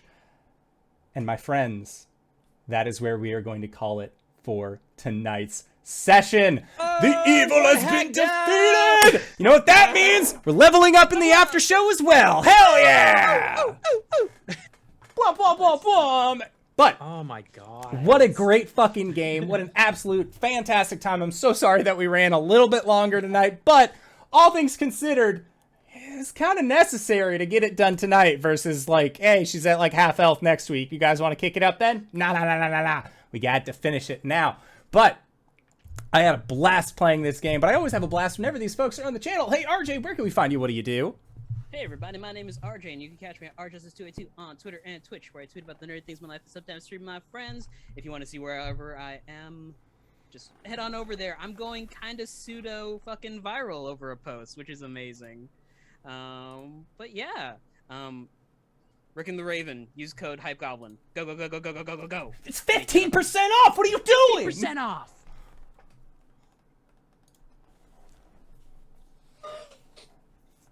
Hi everybody, I'm Sarah. I do nerdy things on the internet and sometimes stream with my friends. I'm gonna steal RJ's spiel. You can find me all over the internet as the HypeGoblin, doing TTRPG stuff, and cosplay stuff related to my characters, if you couldn't already tell. Yeah, just Google me, and also go to therickandtheraven.com for 15% off your total order using code HypeGoblin. Thank you, everyone. I love you all. Did you hear that? TheRookandTheRaven.com, you can get a discount using the HypeGoblin as a tag? Well, how much is the discount? This is ridiculous. Well, Mediaflare, who is a streamer and voice actor, is very interested in this deal. But I must be going soon. So you can find me on Twitch and Twitter at Mediaflare. I'm also on Facebook and YouTube. That's where I archive my streams. I am working on getting a new stream schedule started, so look forward to that post on Monday. Otherwise, you can also find me here not only on Sundays, but on Thursdays, where I run a Call of Cthulhu game set in the SCP universe with a few of the cast members here and some others. I look forward to seeing what happens after this in this game. DanaeKeener.com. Bookending friendship. Speaking of DanaeKeener.com, did you hear that you can go to the Rook of the Raven and get 15% off? I sure did. Well, how do I get that 15% off, Danae? Well, you just gotta mention that HypeGoblin. Do I input it in a code that field simple? somewhere? Yeah. I think so. I don't know. Is that how On it works? checkout, you use coupon code TheHypeGoblin at checkout. You get 15% off. And now I know. Amazing. That's amazing. You have to stop. This is laced up too tight. I can't breathe. Oh no, we're going to kill her with kindness. We gave her I'm asthma. finally on the other side of this here situation. I'm going to fucking milk it. RookandTheRaven.com. And if you've made it this far, you probably already know who I am. That's right, I'm not the Hype Goblin whose code you can use to get 15% off at the Rook and the Raven. I'm the Indoor Adventurer, the showrunner here at twitch.tv/Indoor Adventures. We do shows like this on Monday, Thursday, and Sunday at 5:30 p.m. Pacific Standard Time. And if this is your first time joining, you can go to youtube.com/Indoor Adventures, check up on all of the VODs of each of the games that we have done up until this point, or you can go towards anywhere audio casts are made available for free. But speaking of things that are being made available for free, we are going to patreon.com/Indoor Adventures to head up our after show called Nights in the Courtyard, where we answer questions not only from each other, but also from the community. The best way to ask us those community questions, join us on the Discord. The link can be found in the Twitch chat to the side or in the description of this video or audio cast down below. But with that, I would like to say once again, thank you to everybody who decided to stop by. Thank you to these players for putting up with my bullshit. And thank you to the RookandTheRaven.com for giving Sarah a discount code so that way we can make her day. And with that, we will be seeing all of you guys next time. All right, everybody. Bye-bye! Farewell!